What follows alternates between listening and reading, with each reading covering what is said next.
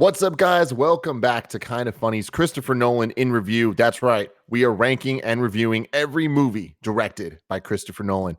As always, I'm Tim Gettys, joined by Greg Miller. Oi, governor! Great. We're already started. Andy Cortez. Hey, guys. Hey, how's it going? Nick Scarpino. Check it out. In one hand, nothing. In the other hand, Post-it note. Wow. He's the prestige. Already breaking out the magic. And joining us for the first time in the show, every single person on the internet told us that we were not allowed to do the prestige-related content without reaching out to these gentlemen.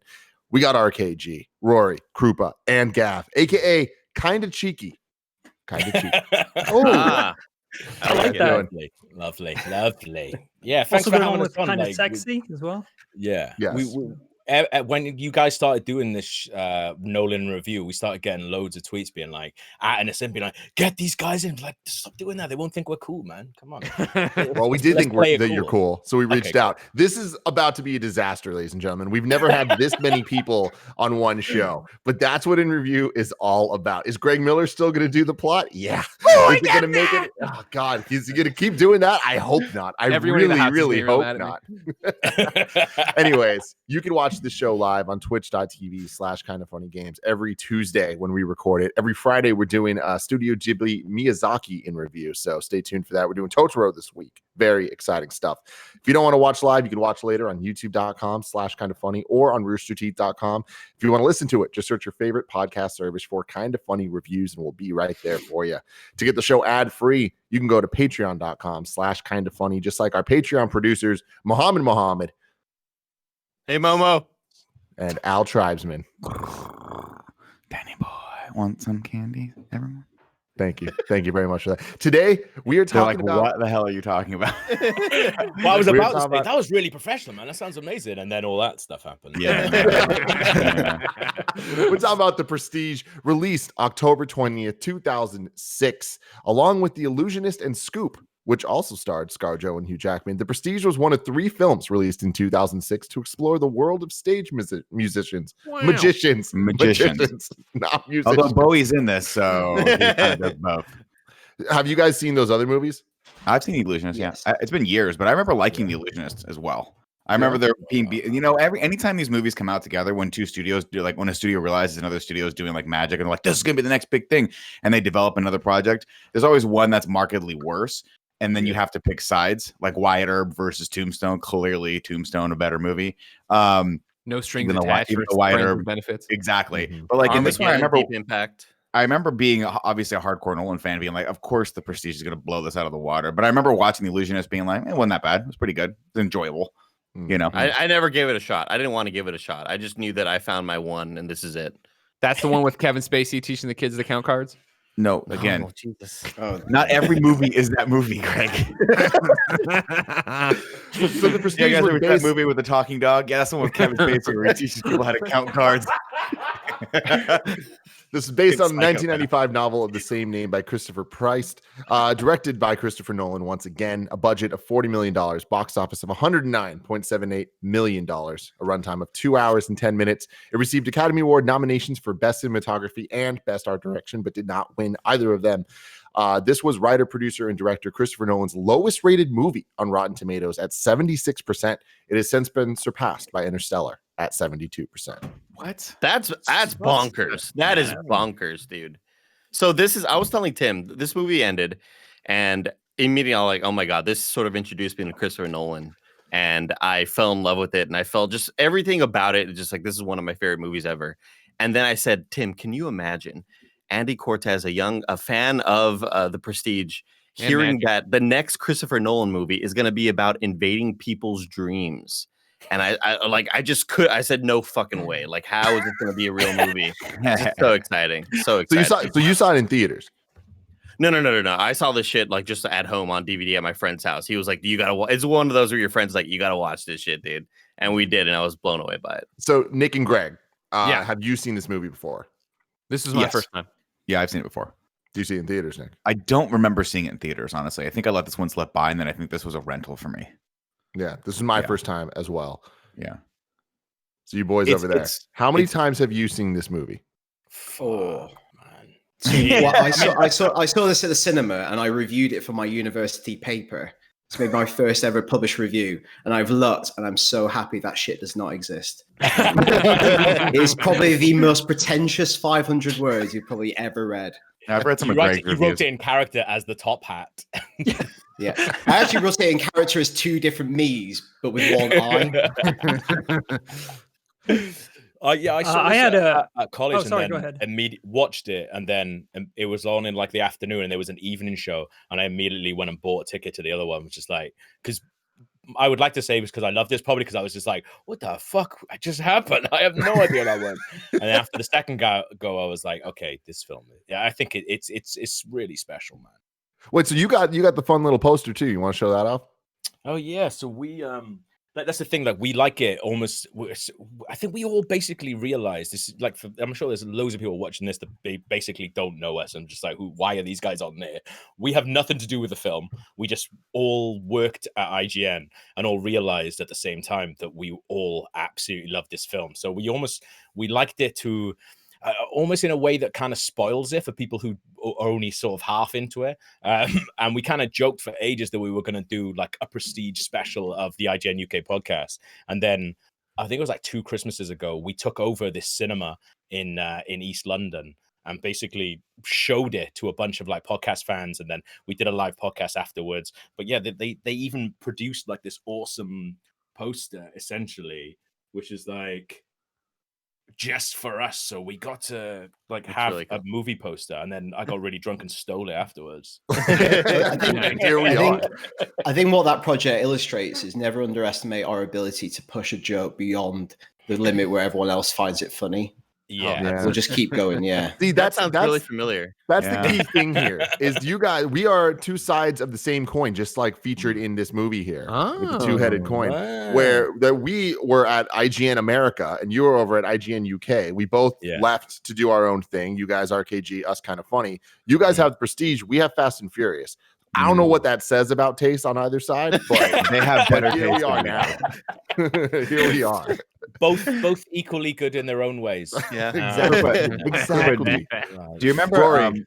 What about you? How many times have you seen this one?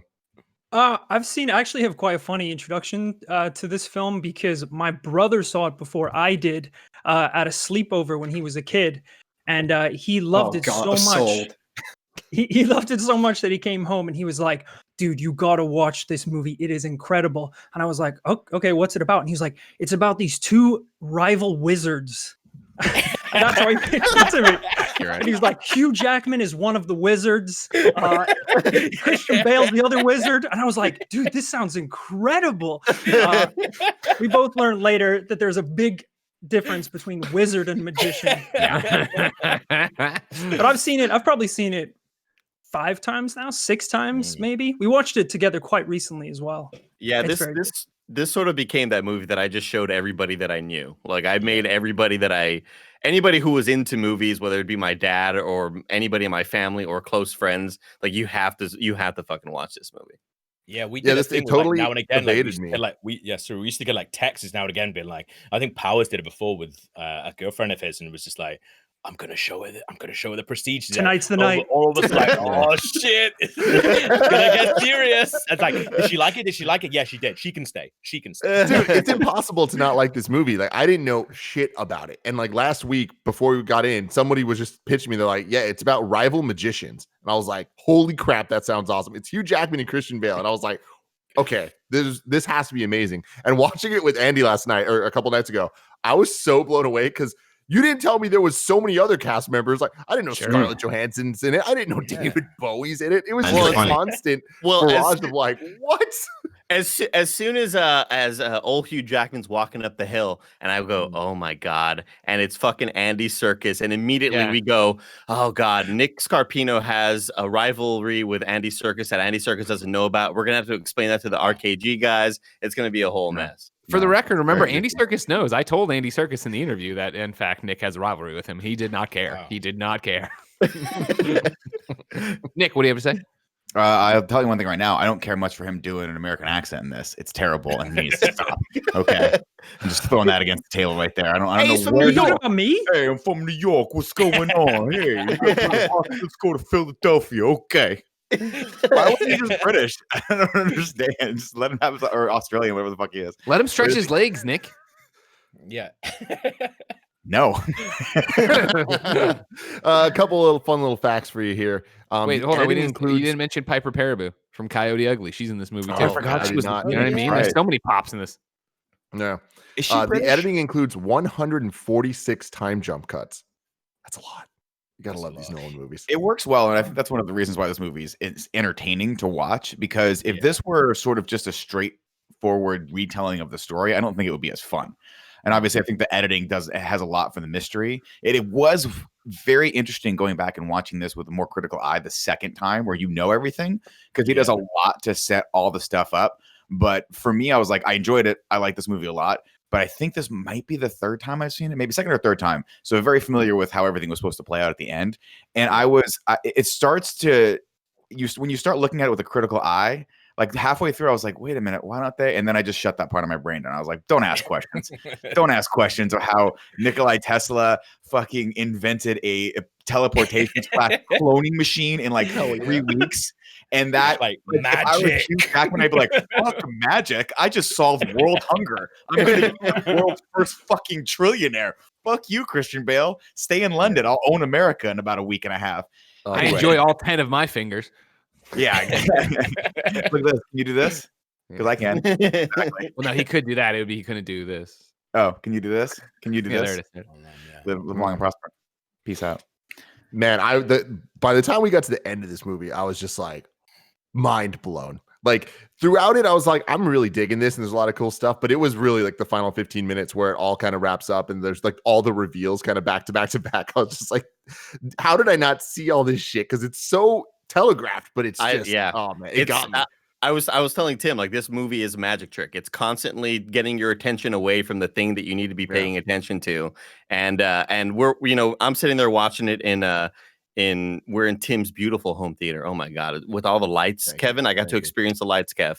Really, really cool stuff. Oh yeah. I've seen this movie a bunch. Not a big deal. Yeah. Oh yeah, Kevin's here too. Don't forget. Hey, Kev. Anyway, and she reveals to Christian Bale, "Hey, I'm pregnant," and he goes, "Oh, we should have told Fallon." Yeah. And Gia goes, "Why would that be her reaction? Why would that be his reaction?" And I was like, "Just you wait, Gia." Like, go ahead, Krupa. Because it was the first time a couple of you seen it.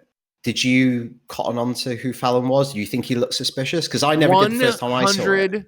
100%. Yeah. Like, I don't understand what people are talking about. There being a twist in this movie. As soon as he showed up, I'm like, oh, that's fat Christian Bale. And maybe it's because we live in a post-Vice world where I've seen him be fat, but I was like, oh, it's him. Yeah. And also, like, this is Michael Caine. He's my illusionist. Hi, I'm a big player in this story, and I'm going to talk to you all the time, right down the barrel of the camera. Great. Oh, yeah, here's my illusionist. Hi.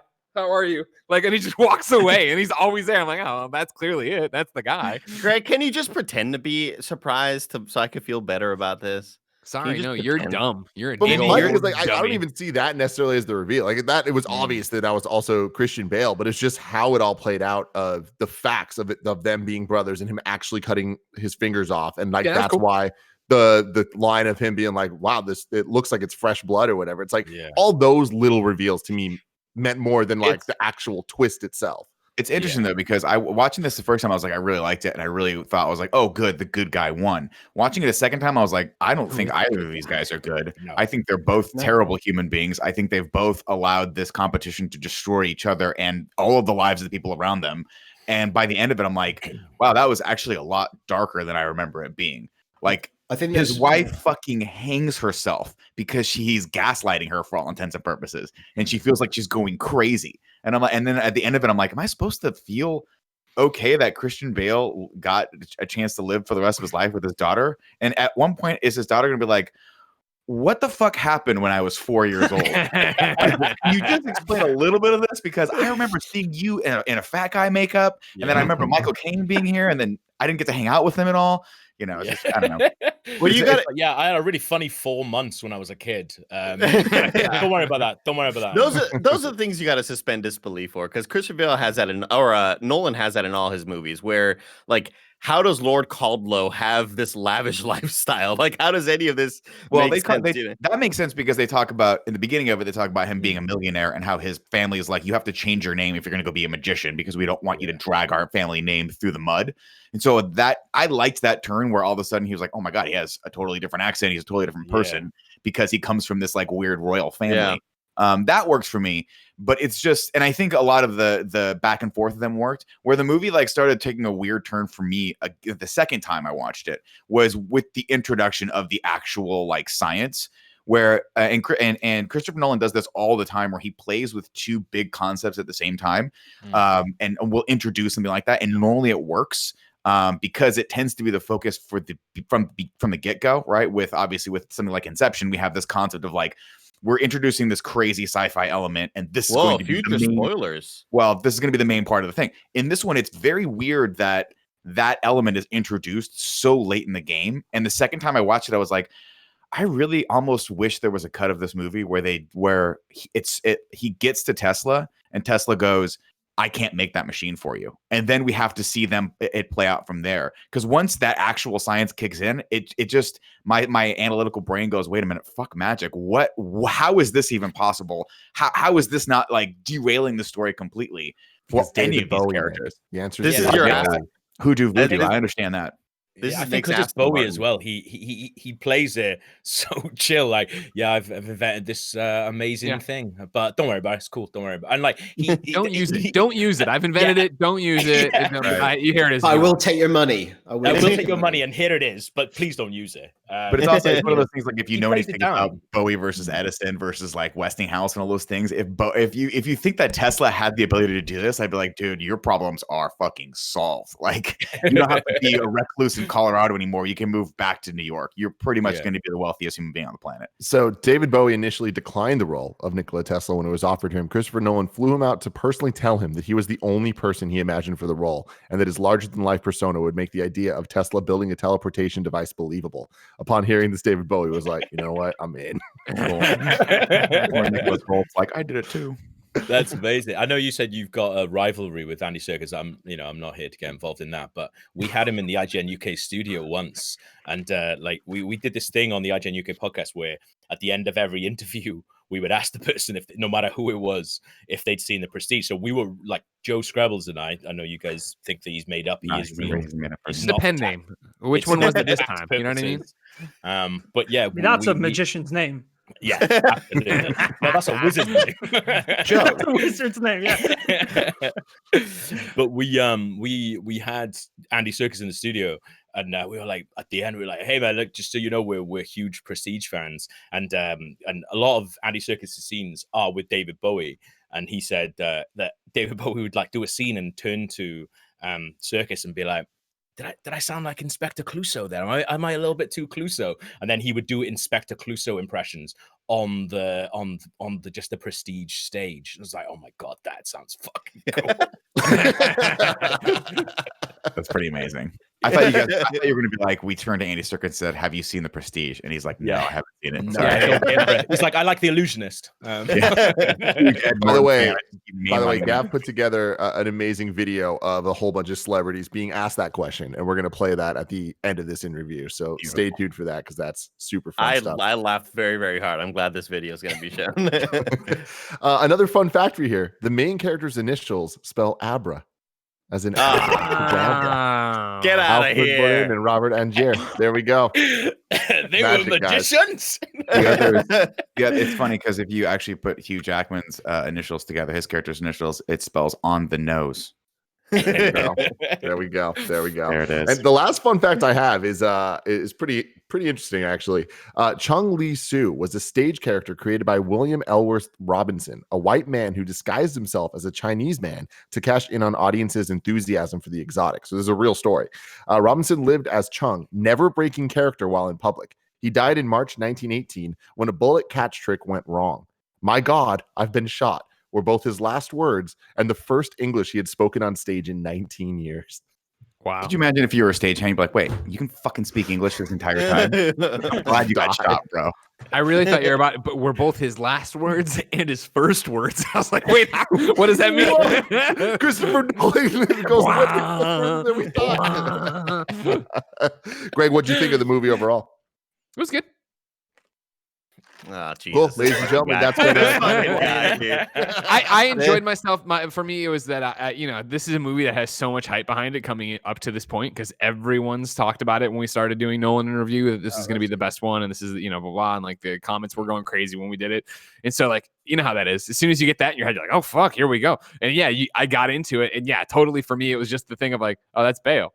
Oh, I see where we're going. Okay. Right. And so I think the performances are great. I think the obviously I was right there with you of like, oh fuck, Andy Serkis. Holy shit, David Bowie, Scarlett Johansson, the girl from Coyote Ugly, that one girl. I don't know. I know her from something, but I don't know what it is. But it's like that whole thing of like the escalation of it. And then yeah, it ended and I was like, all right, that was a good movie. But I enjoyed it more on the ride than the finale. For some reason, and I can't put my finger on the prestige of it all. Yeah, the third part, right? The third act there didn't get me for some reason, and it was that thing of literally it's one of those movies that man, I can't believe I haven't seen this because I do love Christopher Nolan movies, and I've seen everything pretty much since then except Dunkirk, right? And so like I was like, that's weird, and I sat down and watched it, and I finished it, and it wasn't until today that I was like, oh yeah, The Prestige. Like I need to think about that again. Like I hadn't thought about the movie. For me, it was a book was closed back on the shelf kind of thing.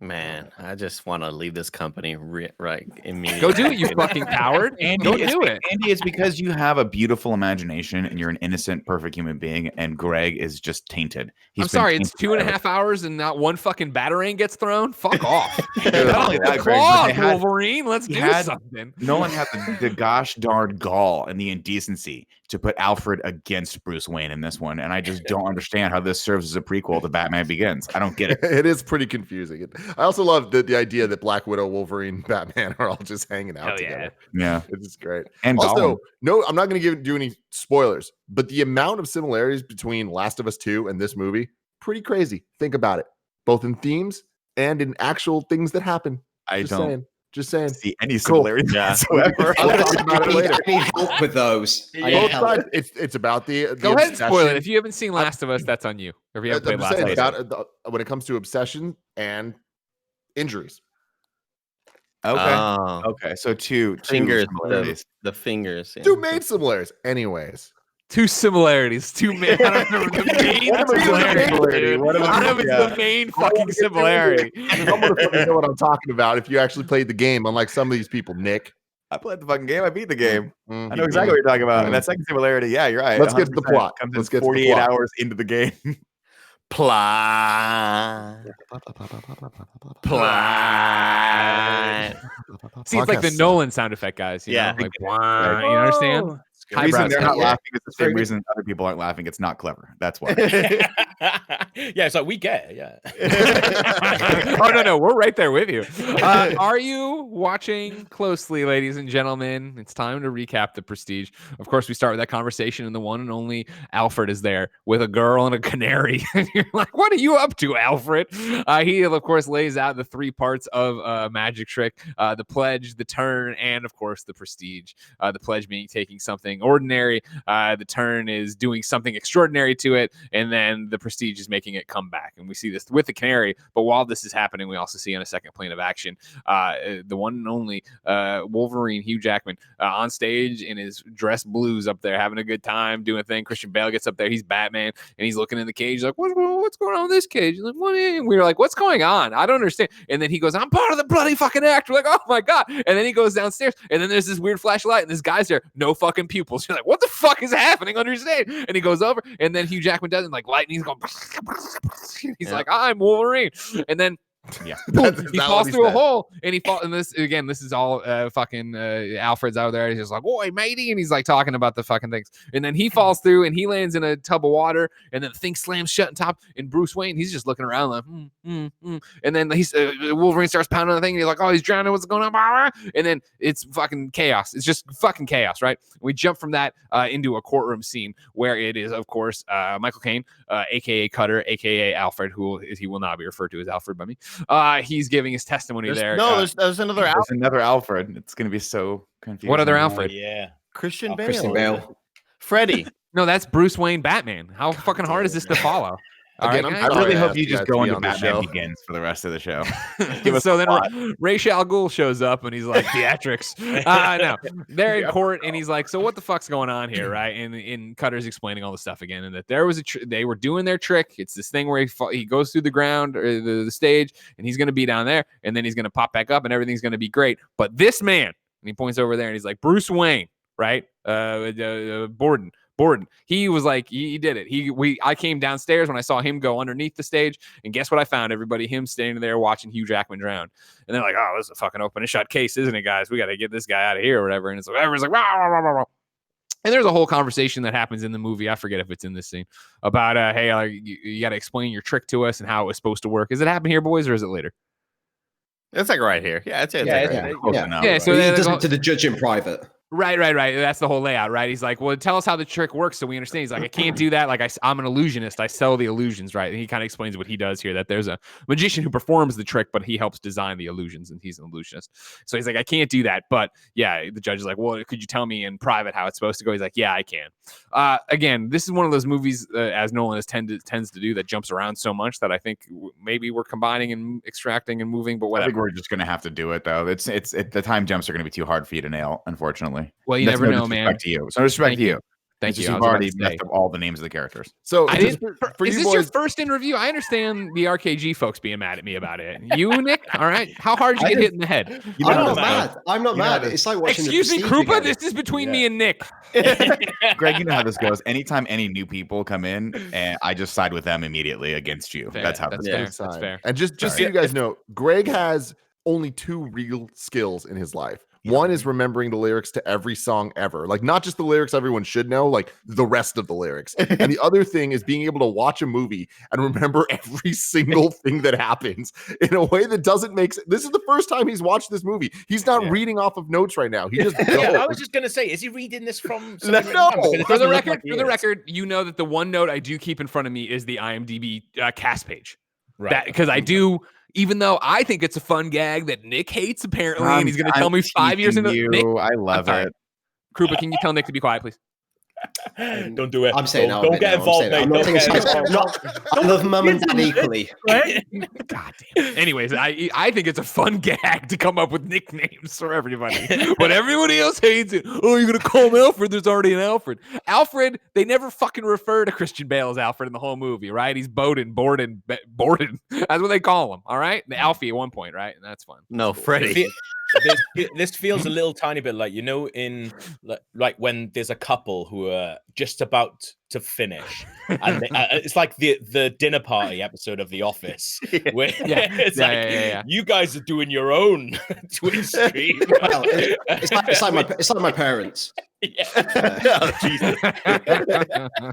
Nick and I are in our last gasp. It's kind of funny in close, and it'd be like, remember when they had RKG on? That was when we knew. That was when we knew it was over. Next time it happens, just for the clip. Next time it happens, when we all start fighting, me and Nick start fighting, you all need to have your drinks and like look around awkwardly while we're just like screaming about Alfred's. Anyway, say his name. So yeah, like we'll just put it here. He shows so the judge, they go to the private chambers or whatever, and he explains the trick and like kind of shows it or whatever. And he's like, all right, cool, I got it. That makes sense.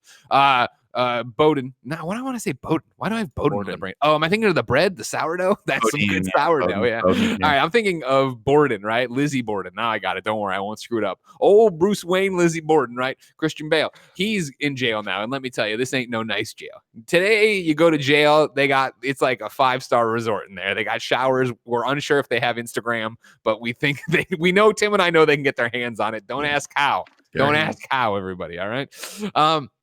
It's muddy though and crappy there and all this other stuff. And so they're worried about him breaking out, of course, because he's a magician, so they think he's fucking cool. Some people call him a wizard. All this stuff's happening there, whatever. But then this British guy shows up, right? And this is not unheard of because I think they're in Britain at this point, but I was very confused on where we were at any point in this movie. This British guy shows up, and Nick, where do we know this British guy from? Who walks in and Lord Caldwell wants to buy your tricks. Oh, he was from Cheers. He played. You're goddamn right, he was. He was Kirstie Allen's boyfriend on Cheers. He owned the bar. Yeah, and he put Kirstie Allen. He was. Yeah, that was him. And I'll tell you what, guys. Greg and Nick are back together. They have This is it. What a beautiful relationship. We don't want to leave it on a Cheers. cliffhanger. We don't want to leave it on a cliffhanger. But yeah, there he just shows up, and I was like, "Holy shit! I haven't seen you in forever. I'm glad He looks you're like okay." he hasn't aged a day since he I walked thought he through the looked old, bars, but that I bar thought in he looked Boston. old. Did he? He shows up though, and he's like, "Hey, yeah, I want to buy all your old. We want to buy. Lord Caldwell wants to buy all your tricks or whatever." And he's already been looking into it, and we've already got some stuff purchased, and we're on it or whatever. But the one we don't have is your what is it called, elusive man, invisible man, teleporting man. Transported man. Transported man. He's like, I won't fucking sell that one. I'm like, oh, no, you'll fucking sell it. He's got money. He's like, no, I'm not gonna sell that one, mate. I'm gonna stay in here and have a good old time. Like, I can get out whenever I want. I got a rubber bowl. And they're like, no, you're gonna sell it. He's like, no, what about your daughter? And he's like, whoa. And they fucking leave. He doesn't sell them. He's like, I'm not gonna sell her either. No. Not for Now- sale. Just out of curiosity, what price are you offering? Just like if I know what I'm turning down. Now, as you know, Christopher Nolan loves to challenge me as best he can with these movies, and he's pushing me to the edge. We already talked about the whiteboard I'll need for Inception. But when this happens, this conversation happens, dude from Cheers gives him Hugh Jackman's diary. And he's like, oh, that's fucking cool. I love diaries. And so he goes and starts reading that. Then what happens there is that this is a time jump. We go to Colorado, right, where Hugh Jackman rolls up to a hotel, and he's got his diary, but we're in the past, but he's got Batman's diary. And he's like, oh, this is interesting too. And it's a cipher. And there's all this, we started getting the introduction of a cipher, and it takes for the introduction of the idea that it's going to take forever to decode, and he has to go and decode it all. And he's trying to figure out how he did his trick and all this other crap. But he checks in Colorado, and this one's been driving me crazy. If anybody can help me out here, throw Greg a bone. You know what I mean? Give Doggy needs his bone. And so what happens is he goes and checks in, and the guy checking him in is also from a Batman movie, but I can't fucking place him. I know he's a character in Batman. He's and not like a main character at all. Like he's like a party guest, but he's not a party guest. Everybody keep that in here for the next ones, because clearly it's going to be in the when we do ever Batman in review, we'll run into this guy again. But he's checking him in, and he makes some reference to Thomas Edison's men here, right? Like not that they're here, but they were here or whatever, some shit like that. I don't forget. And so that's cool. You're in Colorado now. Why are we in Colorado? Who would know? He then is like, all right, cool. I'm going to go talk to Nikola Tesla. And so he starts walking up this big hill to Tesla, and there's this big old fence. And by the way, Hugh Jackman's got a cane here. You're like, oh, that's interesting. I'm sure that'll be a plot point of something. Mm-hmm. And he walks up there, and like, there's this fence, and he touches, zaps him. He's like, no, and he falls down. And then Andy Serkis comes out, and he's like, yeah, you get shocked, man. We put it up to keep the apes out. And he winks at the camera. And he's like, hey, I'm from Planet of the Apes. Hey, I'm from New York. Hey, he goes, would anyone like a Caesar salad for lunch? Oh God! Oh, that's good. Okay, because you see, Krupa he was the monkey Caesar in the thing. You know? Inside. I saw that one. You're checking your email over there. Well, I was looking at the guy in the hotel for you. The guy in the hotel, I think, was in Spider-Man. Yeah, he's Dr. Mendel Strom in the first Spider-Man movie. He is. Fuck yes, you're back on the good side. I was also checking my email. Oh, he grabs and goes, the formula. Willem Dafoe. Can we watch the Raimi Spider-Mans again? Come on. No, that is a fucking flick and a half right there. Yes, back to formula. Thank you. Come on. Let me roll with you guys. Fuck yeah. Thank you. Oh, that was driving me crazy. It feels like you just scratched that part of my brain back here. Oh, he's so mad at Norman. Remember? This doggy loves this bone. Anyways, yeah, Andy Serkis comes out and he's like, yeah, no, he's not going to see you or whatever. He's not about this life or whatever. And, I forget. These, basically this ain't happening, right? Get out of here. And he's like, I'll tell you what's happening. I'm going back to the hotel for an indefinite stay. Like, sort it the fuck out. Like, come talk to me when he's ready to talk to me kind of thing. I want to talk to him, right? And you're like, I forget. How does this conversation end? Does he say, we'll see eventually? What happens there, Rory? Yeah, he kind of like Andy Serkis is like, blah, blah, blah. And then Hugh Jackman's like, all right, well, I'm going to be down the hill. So you let me know. That's how this one ends. Because there's multiple conversations here. So it always gets with me. He says, I'm going to be staying at the hotel indefinitely. Yeah. I'm basically going to be there until he gets back to me. Yeah, exactly. From here, we get a flashback, right? This is where we start getting the actual backstory between Wolverine and Batman. It turns out they were working under some fat magician who didn't seem that great. And he didn't want to do the cool stuff. That guy's a real magician. Boring. Right? Yeah. Oh, wow, Andy. Yeah, that's another great impression right there. A Langford Dabo. Yeah. What was that part? Langford Dabo. That sounds like you bit your tongue. The knot. The Langford Dabo. Langford Dabo, yeah. Jesus, come on. Sorry. Whoa, gosh, man. Andy's I thought it was fun. Thank you. Don't take his side on this. You know 6 what I out mean? of 10. Yeah, so we get the flashback here. This is where we get Piper Paraboo introduced. She's married to Wolverine. He kisses her leg every time on the show.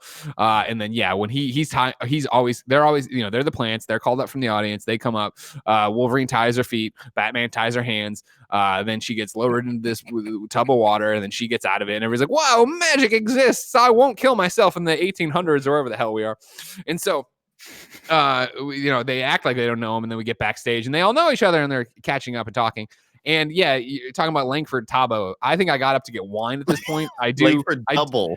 I do remember the Langford Tabo. I remember there being this thing happening there. So the conversation here was that he wanted to try a different knot, right? They all wanted to, because I heard the part of like, well, no. If we switch the knots, it'll get wet, it'll expand. She won't be able to get out, right?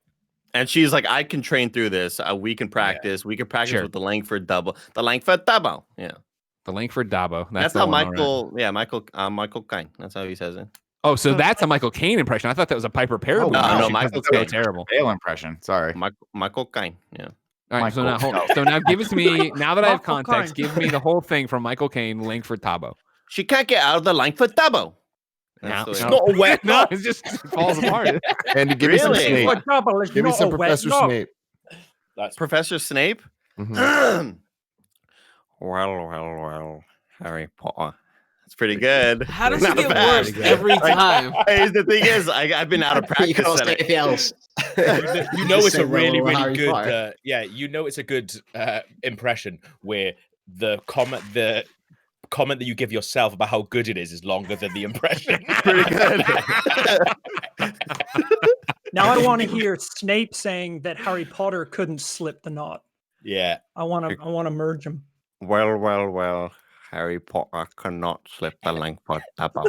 He's lost it. He's lost it. Is he always what if Michael Caine and Snape were in a lift together?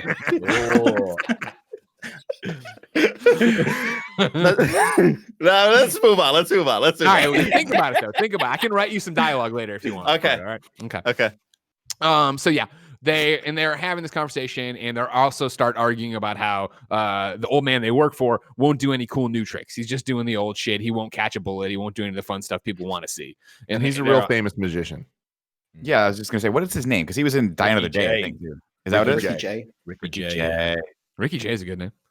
And so they're like arguing about that. You got to be careful when you kiss her leg. Alfred's back there too, by the way. He works in the show. They're all one big happy magician family. And so they're like, no, but the guy down the street, the guy you referenced, the other real magician who doesn't break character until he gets shot to death, right? What was his name? Sue. Okay. Yeah. They're like, hey, yay. Okay, sure, that's the name. They're like, all right, cool, let's go see him. So they go see him. And they're watching him do his thing, and Hugh Jackman puts it together of like when they're outside watching him leave, and they're like, "Oh wait," he's like, "Oh, he's just faking. He's always in character. He's he's totally fine, but he acts this way and never breaks character. What a crazy thing dedicated to the craft. I love that. Exactly. And so he goes home and he gets into bed with Piper Paraboo, and he's telling her about it. He's got the fishbowl between his legs, showing how he walks and how he would do it, and yada yada yada. They start having a conversation about how he's gonna have to come up with a magician name. She's come up with one of them for him. I think it's Langford Tabo, and they've got that name for him. And it's back to what you said earlier, because of course his family doesn't want him to be a magician, so like he can't really ruin the family name doing this. Similar to how Tim changed his name. And so they were like, okay, cool. That's all great. That's good to know. And so from there, then we get introduced to Batman falling in love. I'm sorry. Yeah, Nick. What was Tim's original name again? Oh, I don't want to say it. He changed it to be on camera with us. You know what I mean? Okay. Let's just say Langford F. Tabo. That's where they're going to go with it. I thought you were going to go Langford not with it. That's the thing for us. Like, I don't know. We're back in bed together, baby. Stuff, I don't know how much of it is like in jokes for you and how much of it is real. Like when you were like, oh, he changed his name. We're like, that's great. No, he did. Shut up. Can't believe you can come on this show without doing your history. Even know. So then this is how Batman meets Sarah. She's got, what is it, her niece, right? She takes to no, her nephew. He's like, the bird's dead. He's like, what happened to his brother? And I'm like, kid, you're ruining the act for everyone else, kid. Jesus Christ. Well, for me, I mean, like this is the twist of the movie that got me because I was watching it and Jen's like, oh, they killed the first bird. I'm like, no, there's 2 birds. It's totally safe. And then we see all the dead birds. It's like, oh no, magic, the horrible business. I don't like this at all. Yeah, I didn't like that.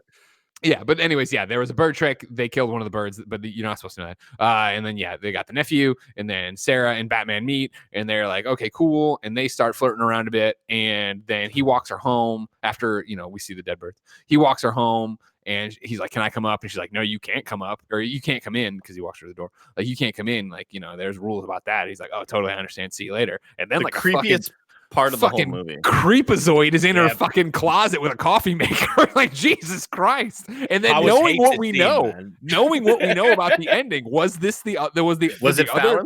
Did the brother come break in and fucking sitting there the entire time waiting to make coffee? Well, that's the thing. I think that's the one that is in love with her goes on the date, and then the other one, I assume, gets to shag her.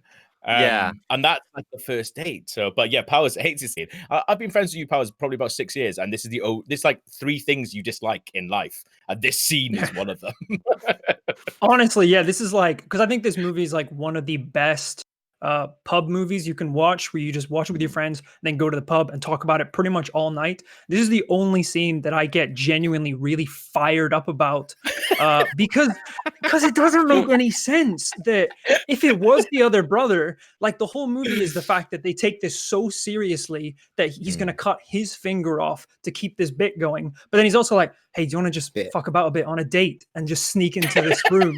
It's like, no, they would never do that in a million years. So they're brothers. He'd be like, help me out. I really love her. I really like her. Help me out. Come on. Listen, for it to work, it would mean that for it to work, it would mean that basically at one point in time, the 2 twins, both looking identical, were like 10 feet from each other. It's like they would never allow that to happen. They only leave in costume. Oh, it drives me crazy. You have to really have to suspend disbelief on that one, though, because like totally. If there's, first off, they'd have to look identical for a wife not to realize there's 2 separate people. And there's just no way she wouldn't. There's just no way. It just wouldn't. I would say on this point, my dad was an identical twin, and occasionally my mum would get phone calls from her friends saying, I really hate to tell you this, but I've seen your husband out with other women. And it was actually my aunt, or my dad did cheat on her. I don't know. It was my aunt. She met the description of my aunt, or he was with my aunt. I don't know. Is it possible though that, I mean, they are good at sleight of hand? Could he have just gotten in? It could be the same brother that you gotta think. You gotta think, Greg. It happens so fast. It just pans. Yeah. Like if I'm her, I open the door to go look for the other one because there's no like you see him out there real man. I think that's the sad thing. Is like he doesn't go, she must be a fucking moron. She's fallen for that. Like I know we're in Victorian times, and like something like that could possibly happen. But she just goes along with it straight away, just like, oh my god, like magic exists. This is great. I like to think that's what all magicians think after they filled you with a trick. Going, you must be a real fucking moron. Well, I think they make a really good point in kind of hammering the point home of being like people who go to see magic shows want to be fooled and like they buy into it. And I think that was sort of kind of supposed to be applicable here, where she loves him, so she's like, oh, this is just who this guy is. He's a magician. He's always pulling stuff over here and there. But I will say that like I think Christian Bale does a great job of like, if you watch this movie back again, you will know exactly which brother is which brother Absolutely. In each scene. Yeah. And in this scene, you can tell that the one that makes it to the end is the one that walks her up the stairs, and the one that gets hung is the one that's in the apartment, because he's got a weird like cockiness to him. Yeah. He's kind of a little bit more abrasive. Yeah, he's got that Christian Bale like shitty grin that he does sometimes. You're like, this guy's up to no good. But it's like, so the one in the room eventually, like, probably bangs her right at the end of the night. Right. So the one that went on the date with her, what if he... Well, we're assuming they had sex on that date. It's possible they just had coffee. But what if by the end of that date, he's like, oh, dude, this chick sucks. Like, you do not want to like and you get back to the apartment. It's like, my brother's waiting for her in there, and she sucks. Like, how do I warn her? Like, I don't know. Andy, I'm going to tell you one thing right now. If you have a brother, that would be the best. I'd be like, she's great. She's great, buddy. Marry this one. Marry her. Yeah. So we see that thing, and then from there we jump back to the real world, where the policeman is gonna look at the props and stuff. And so he's going through, and this is where we see the machine for the first time, right? Or is it a policeman or is it an inspector for not Clouseau, but Calloway or whatever? Whatever. There's a dude walking around. Maybe it's the judge who's like, what are all these things? And then he's like, what's this one? And it's like the giant triangle, and he opens it up, and it's like, it's a teleporter kind of thing. How does it work? He's like, that's the thing. Or what? It's not magic. It just fucking works. And you're like, yeah, all right, cool, whatever. And that's the end of that. And then from there, it's we're back into the olden times where Batman, Coyote Ugly, and Wolverine are going to do the trick again. And so they come up on stage, they tie the knots, and this is very important. Batman ties a knot. What knot does he tie? Who knows? Batman doesn't know from here on out. Do we know as a person? Knows. Yeah, of course he does. He does. One brother knows. Yeah. Good point. Wow, I never even caught that. Damn. I never oh thought my about god, I never thought about that. That's a great point. That's why you're here. That's why I always, because I always wondered, like, how do you not fucking know? We saw it. Like, we saw you change the knot. Yeah. The other brother goes to the funeral. He's the one that feels sorry for her. Yeah, that makes sense. Yeah. I never caught that. That's funny. And he wouldn't have known. So the brother was like, I'm not going to tell you, basically, because I don't give a shit. Wow. Christopher Nolan, bro. So he ties these knots. The knots get tied. Piper Perabo gets lowered into the water. Alfred clicks a stopwatch that I didn't mention before, but he has a stopwatch. And then, sure as shit, 60 seconds goes by.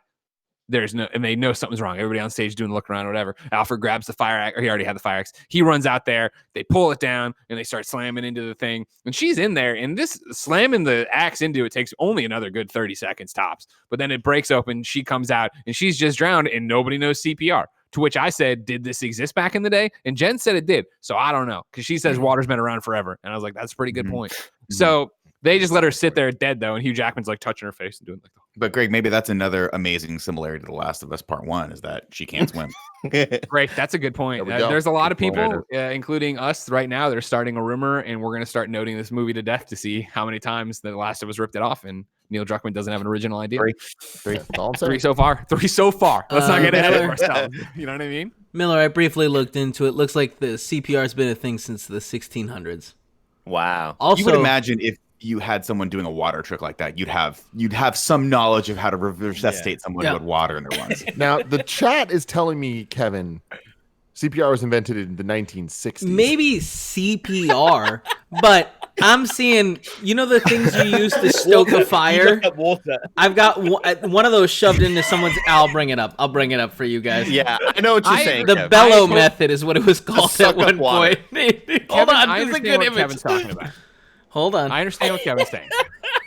You all understand even it just too. turning her on her side and like hitting her back. Exactly. I don't mean that I expected fucking Batman and Wolverine in the 1800s to be CPR certified and have their card in their pocket. I just meant, does anybody understand? See that?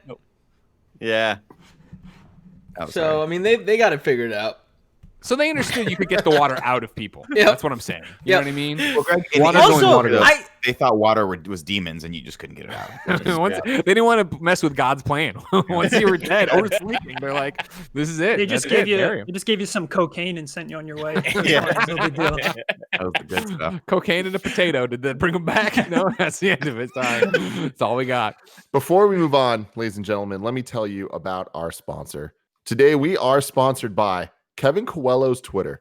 You should follow @KindOfFunnyKevin on Twitter because lately he's just been on fucking fire. What are you I don't know talking if about? you guys have noticed this shit. No. But Kevin just never tweets ever. And then all of a sudden, one night every month, he'll just tweet 1,000 things. Yeah. And we just see Kevin's mind start to work, including hits like responding to a picture of Corey Barlog that just says, "I've been looking for some good toe socks. Last time I went to a sock store, the guy chuckled and said they didn't have any.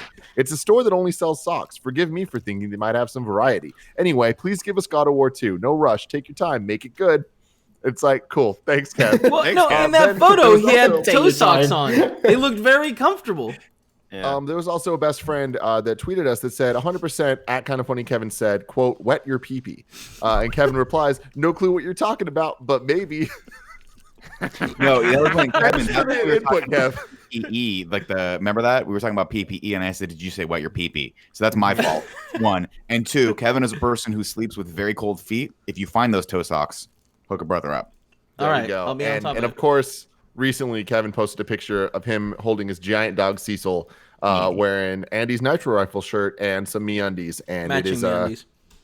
it's a thing of beauty. It's a thing of beauty. Anyways, I response love by Kevin's Twitter.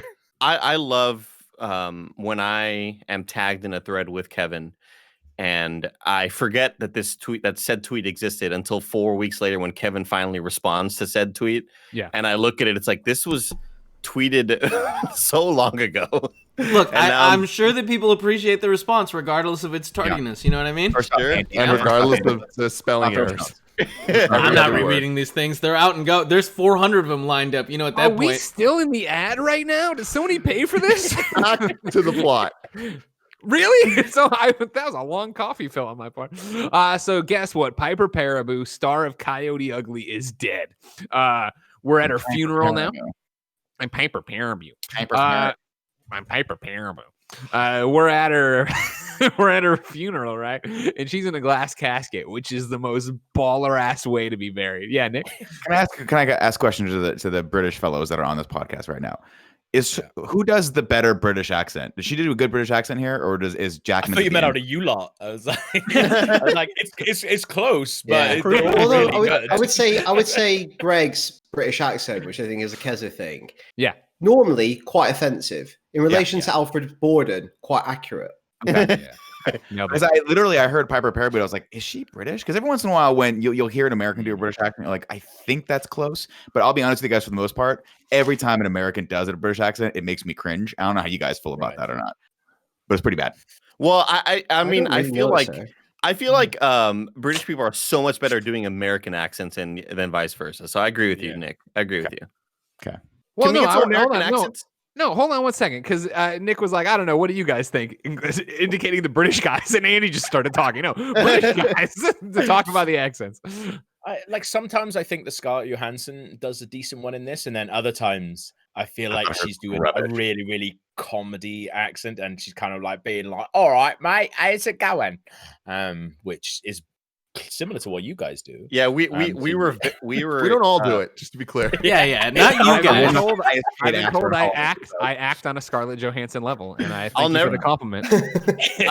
I remember when we were watching the Watch Dogs Legion trailer, and there were so many people, British people in our chat saying like these accents are so bad, but of course we just had to be the ignorant people and be like, they sound great to me, guys. Like I don't know what you're talking about. These accents sound awesome.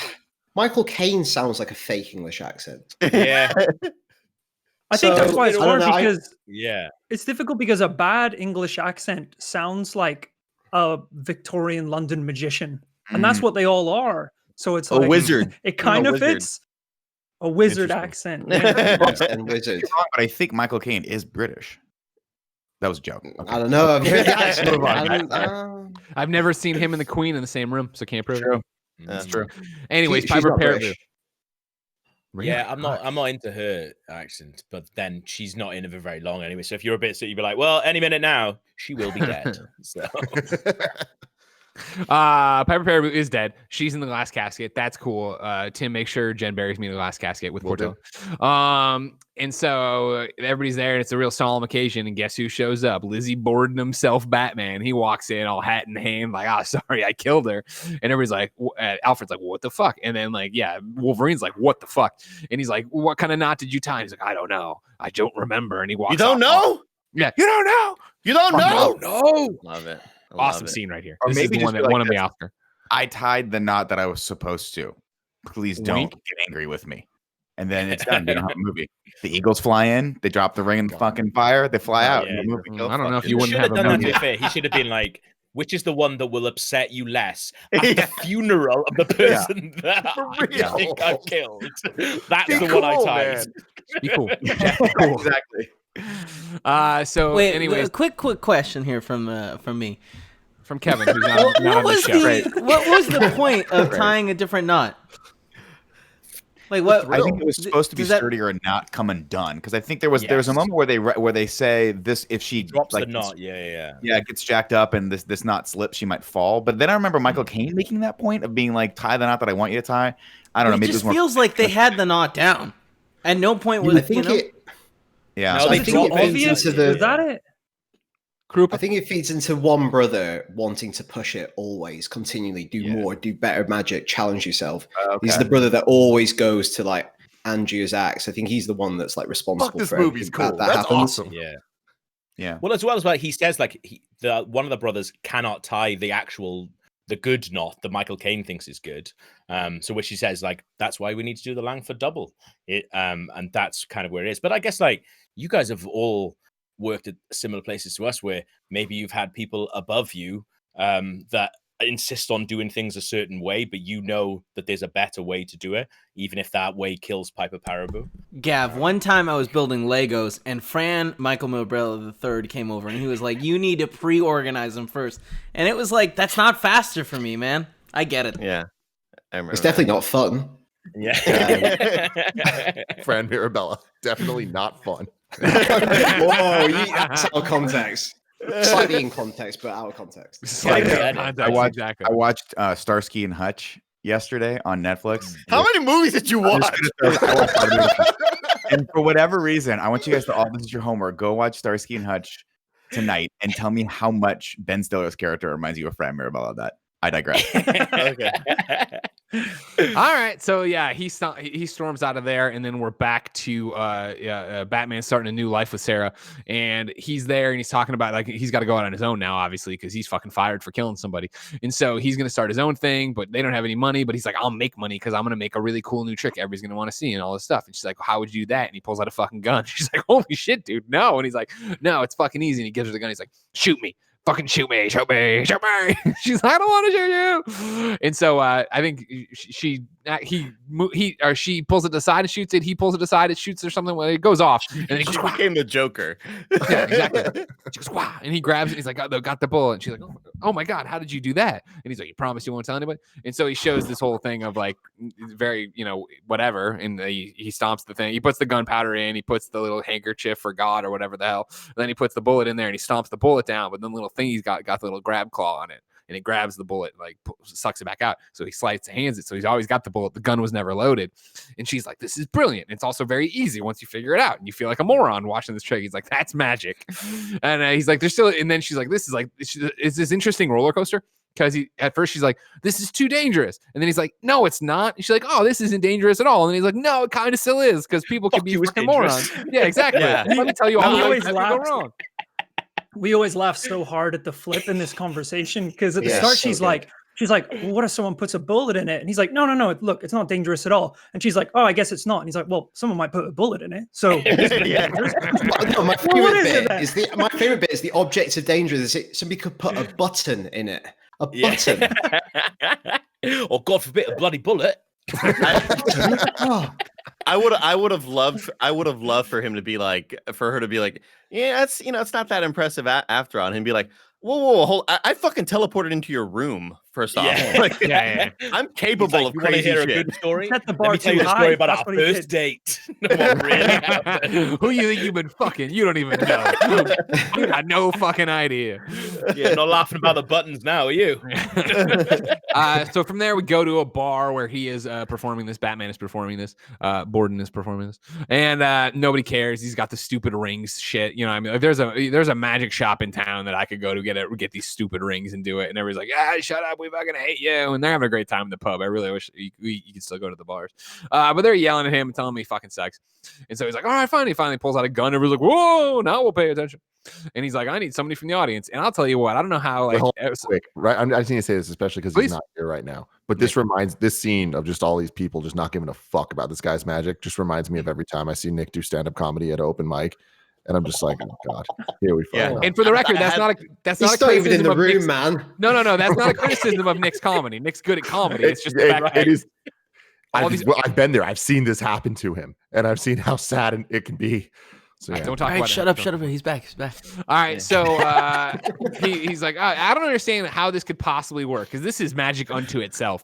But every time they call on someone random from the audience, it's the fucking person it needs to be. So this time, sure as shit, it's fucking Hugh Jackman out there, Wolverine with a fake fucking beard on, maybe a real beard. I'm not sure. Actually, is Nick back yet? No. He grabbed his headphones and then he walked out. He's listening somewhere. Side, somewhere. He's sneaky that way. He's pulling magic right now, disappearing act. So yeah, he walks up there and he's already loaded the gun, which he kind of does his back to the audience to begin with. So it's like, oh, this isn't an impressive trick at all. There's no sleight of hand here. You're just hiding a bullet. Doesn't matter. Hands the gun over to Jackman. Jackman puts a bullet into it. And Borton's like, all right, let's fucking do it. And he turns, and that's when he makes eye contact and he realizes, oh shit, this is actually not just a random person from the crowd. This is in fact the man's whose wife I killed. And he brings up his hands like real slow, and then his dude, his brother, I forget the character's name, but his brother's over there, the illusionist Fallon, like Jimmy Fallon. Ingenue. Jimmy Fallon's over there watching this happen. He notices something's going on. Of course, he knows Hugh Jackman, so he puts it together. And it's Hugh Jackman's talking some shit because I think he asked him again, "What knot did you tie?" What knot did you tie? Yeah, exactly. And it's just like this. That's a cool thing. But if I'm Hugh Jackman, just fucking shoot him. Just shoot him. Be done with it. You know what I mean? But he doesn't. So he delays and he asks questions, which that's what the Grappler would never do. And while he does that, Fallon runs in. He is able to tackle Hugh. The gun goes off. It takes off the ring finger and pinky on the left hand of our man Batman, who's screaming and doubles over in pain. Everybody rushes to him. Hugh Jackman gets up. He fucking leaves. This is either we jump to.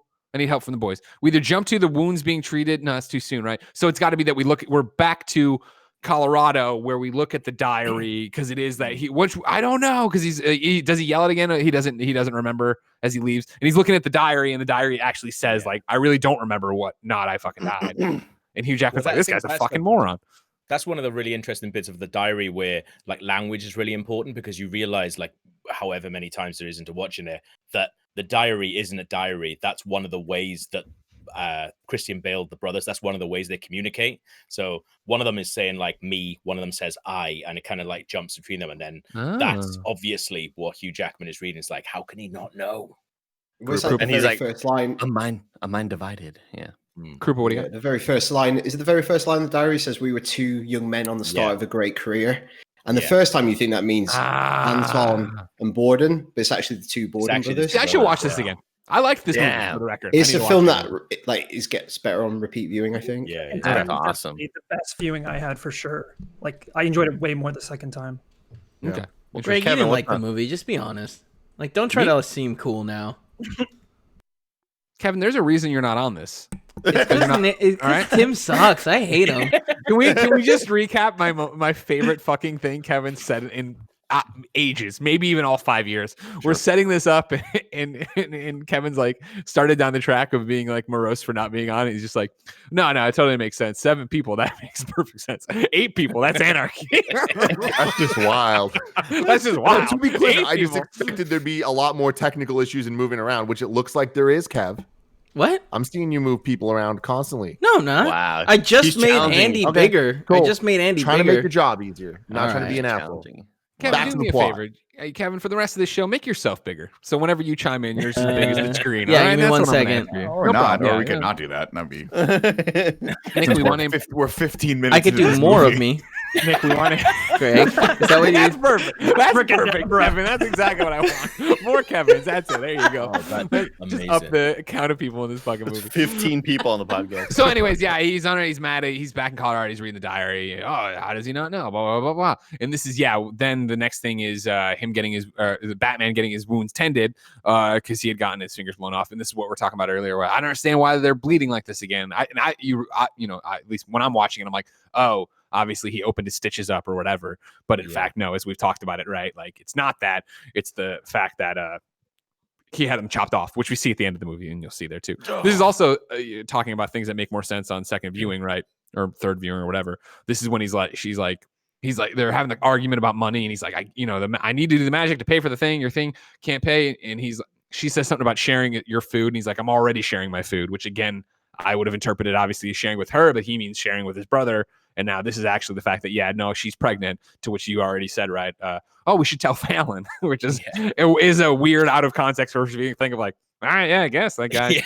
They don't really know that. That brother doesn't care. He's just like, oh, it's probably not mine. Cool. That's dope. Neat. Kids. I like kids a lot. Then where are we? Okay, so then Hugh Jackman is at a bar, right? This is what he has the little the card at the bottom of his glass, which I think is dope. Do you guys do this to each other? When you show up, do you guys in Britain go put it on the bottom of the glass? Is this a normal all thing? the time? It's how we organize all our meetings. It's very impractical. We don't have texts in London. This is how I love it. God, what a better way to live. And so yeah, Alfred's there, and Wolverine goes and talks to him, and he's like, "Oh, I heard you. You know, you're just drinking your life away, but you still look fucking awesome." And he's like, "I know, but you know, you should get back to magic. I heard the other guy fucking lost some fingers in a weird thing. No." And so it's like, "No, let's do a fucking show. Let's actually get into this. Let's get some shit going on here." And he's like, "Okay, cool." Now this is where my timeline gets fuzzy, and I need help from the lads, as Lucy James would say.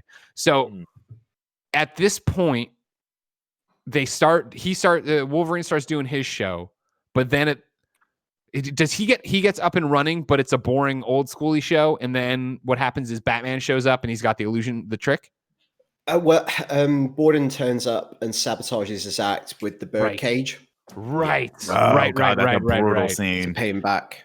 Totally. Thank you very much. That is what I had forgotten. And I don't know if you would think that you would be like really looking out when you brought people on stage from that point on. You know what I mean? Like, yeah. I'd be like, you look even remotely close to Christian Bale. You're not getting in the fucking door. Of the theater. No men on stage. No men. That was the moment Andy cracked up, like was laughing at me because I gasped so loud when it was Christian Bale. I was like, oh shit. Like I don't know what's about to go down right now. Like this that poor lady who just got all of her fingers smashed and will never be able to pick up a pen ever again. She's the real victim of this. Yeah. So the thing was, he was building up to his new show. He was going to do the bird trick at the end that everybody's seen a million times. But instead he had some kind of robo back that they cranked up. Like he's a fucking Tin Man that's going to suck the bird out his arm and shoot it out over here. I don't understand. I don't know what the fuck's happened. I could have had a movie all about this chassis if you ask me. But he gets up and he calls. The audience starts booing when he's like, it's his finale. He brings up the random people to do it. Turns out one of them, of course, is Batman. And at the last second, he looks and he's the fingers and the bird and everybody's screaming. And it's just, you think right here, your career's fucking over. Like, you know what I mean? This is fucking done. We're not putting magic. And because even the guy comes back, and he's like, hey man, you're all fucking fired. I'm putting a comedian on stage. You know I hate comedians. They're the least interesting people in the world. They shouldn't even be fucking doing this. They should give up on this. They should probably get real jobs. They should probably find better ways to use their nights, too far. to use their creative energy. I'm sorry, Nick Scarpino from Kind of Funny. He's looking at his phone, dude. I just wanted to ask the British fellows that are on this podcast, is London now like it was before, where people could just go around shooting each other and there were no repercussions whatsoever? No, we literally don't have guns. What? Yeah. Okay. Because this is like, these guys get away with a lot of shit. At one point, we're gonna get to it. Someone gets kidnapped and hung from the ceiling, and nobody reports that whatsoever. Everyone's like, we're just cool. What happens in Magic stays in Magic. Maybe Magic has their own consortium of police officers that come in and are like, no, this wizard fucking did it right or whatever. But this just seems like these guys are crossing a line completely. Someone gets buried alive at one point, and everyone is really cool with it. Everyone is absolutely fine with it. The Muggle police are just like, leave it alone. They're wizards. They're wizards. We have no authority here. They will disappear, you motherfucker. Don't do it. Krupa, what's up?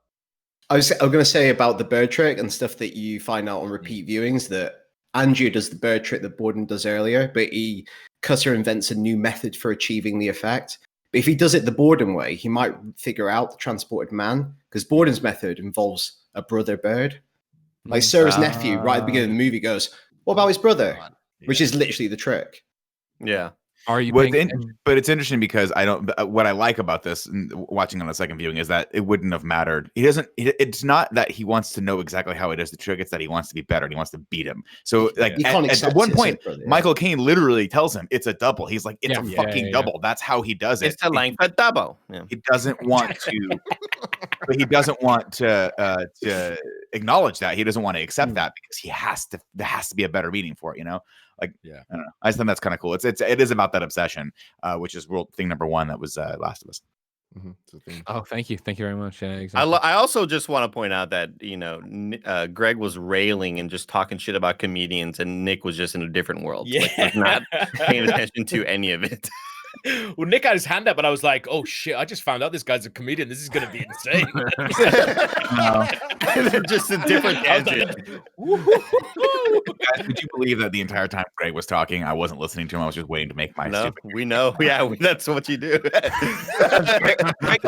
Sometimes you got it's so complex in here. You have to shut everything else out to keep the idea in.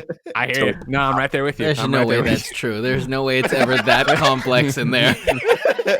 Back to the plot. Back to the plot. So we're back to not modern times, but we'll call them mid times, where we're in Colorado and Andy Serkis comes down walking like one of the Planet of the Apes guys, and he's like, "Listen, Tesla, you're still here." Tesla, does he say he will work with him or he won't work with him? But then he drags him to the electrical field that he somehow electrified all of Colorado. Is this something that really happened? I don't know much about Tesla. Other than he got turned into a car. He kind of got really weird at the end, where he made a lot of big statements that like weren't necessarily backed up.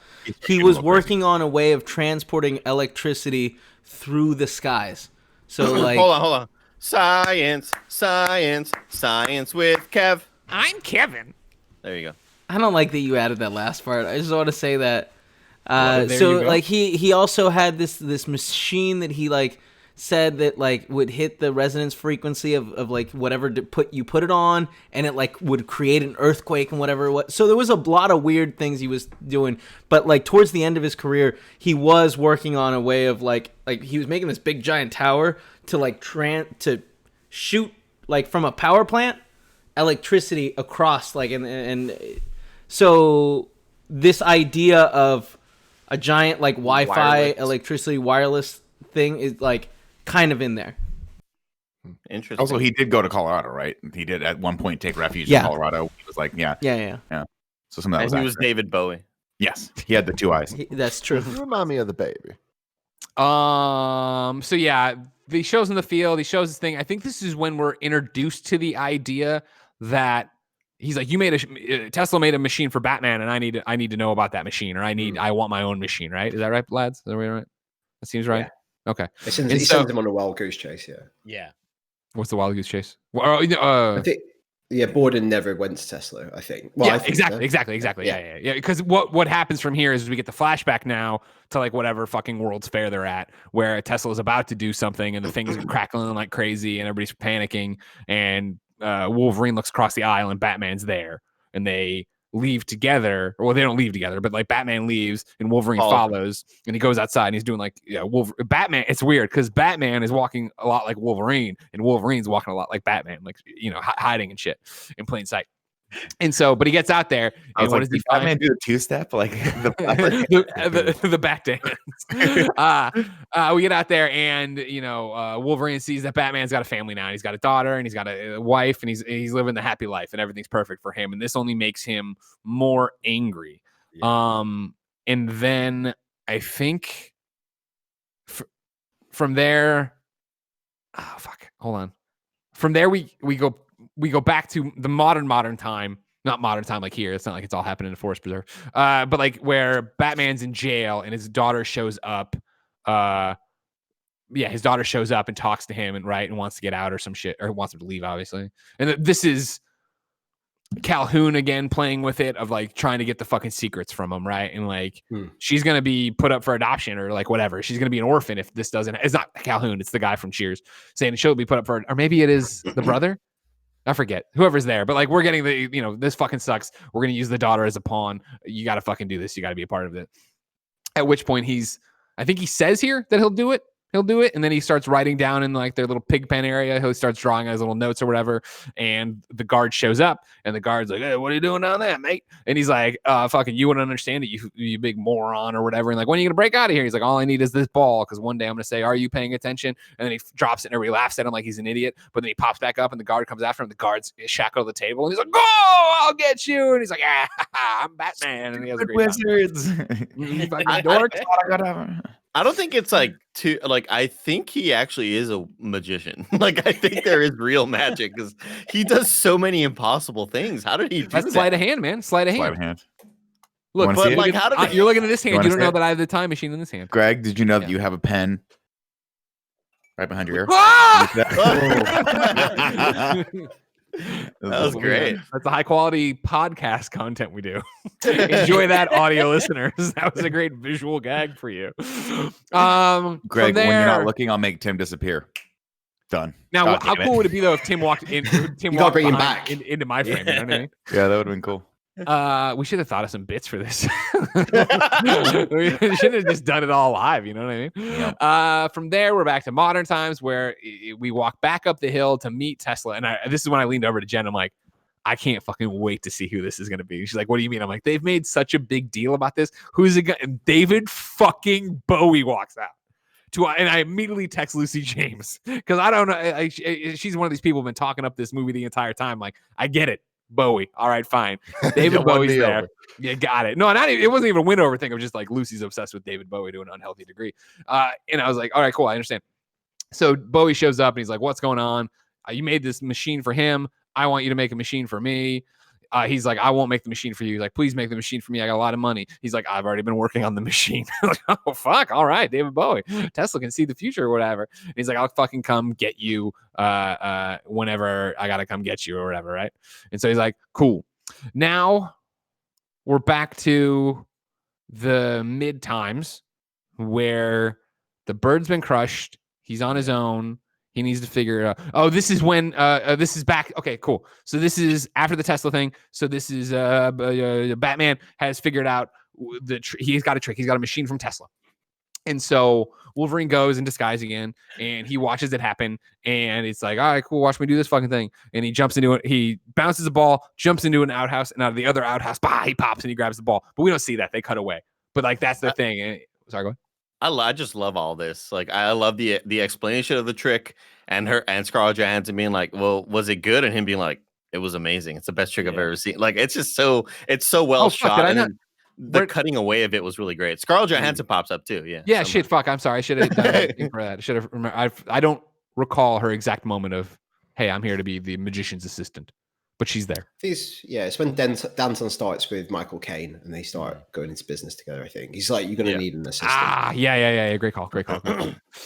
So yeah, now we're hitting this conversation with ScarJo and him talking about it. I think Michael Caine's talking about it too. Maybe not at the same time. Maybe I'm conflating two conversations. But it is this thing of like you said, Andy.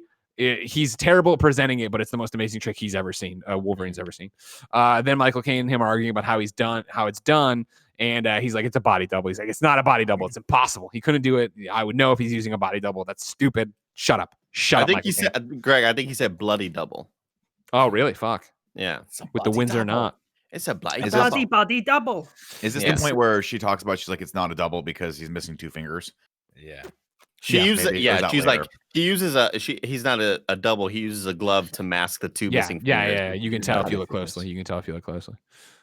So yeah, that's the conversation. And they're like, well, we got to fucking do a trick even better than that. And like, how are we going to do it? And like, we'll use a double. And he's like, that's impossible. And then sure as shit, they found a fucking guy who looks exactly like fucking Wolverine, except he's got a little bit different teeth and a little bit weaker jaw. And I was his just nose got a little prosthetic nose too. Yeah. But it's like whatever. It's fucking Wolverine again. You're like, all right, cool. And it's just Hugh Jackman. I hope he get paid twice in this movie. But we were doing a podcast once and with Simon Cardy, who works at IGN now. Yeah, and we were just talking about this, talking about it's crazy how Hugh Jackman is there, and Cardy was just like, I always thought it was just another actor that they made no up to way. Look like him. And they were like, well, the thing that gave it away for me personally was the fact that he had fucking Hugh Jackman's face. Yeah. And he was just like, oh, I never knew it was him, you know. Cardy, come on, Cardy. No way. Magic. He wants to believe. I think, but again, to Hugh Jackman's credit, I think he does a good job of playing the second character as well. Good job, yeah. You really feel like it is a different person that kind of looks like him toward, like, you know, when they're doing all the thing. Yeah. That's hilarious. Cardi. Sorry, I was stunned for a second on that one. So yeah, now he's a drunk and he's gonna do it, and that's how we're gonna do it. It's cool. So they start doing a very similar trick with a door, or two doors, I should say. Honestly. Two doors in a door frame where he opens it up and Hugh Jackman drops to the floor, and on the other side, fake Hugh Jackman pops up and he opens the door, and he's like, "Hi, it's me, everybody." And so they're like, "All right, cool. That's what we're gonna do. We're gonna do this whole fucking thing." And so I did let Tim know that just how when they're prepping him, and Hugh Jackman's like, "There's no possible way he's gonna." You're gonna get him to, and then Michael Caine's like, "Give me a month." I was like, "Wow, a month's a long time to like what? Like in a month, I could just lose interest in all this and just not want to do it anymore." Like, I'll be bored. I won't do that. I don't want to do this at all. You're still working on that guy? Oh no, I don't want to do it anymore. Can we do All right, more it would be great if they trips? came back. If they came back after a month and he was like, he's more pissed now than ever. He's gone off the rails. Really bad. So they're gonna do it now. Well, first off, they do a whole advertising thing for the transported man. What he calls it, the new transported man, the better transported man, The new 2.0. Yeah, Which is the greatest. And it's totally what a asshole move, but he does it. And so they do it for the first time, goes off without a hitch. The crowd goes wild, except Hugh Jackman, the real Wolverine, is underneath the stage, not able to take his bow.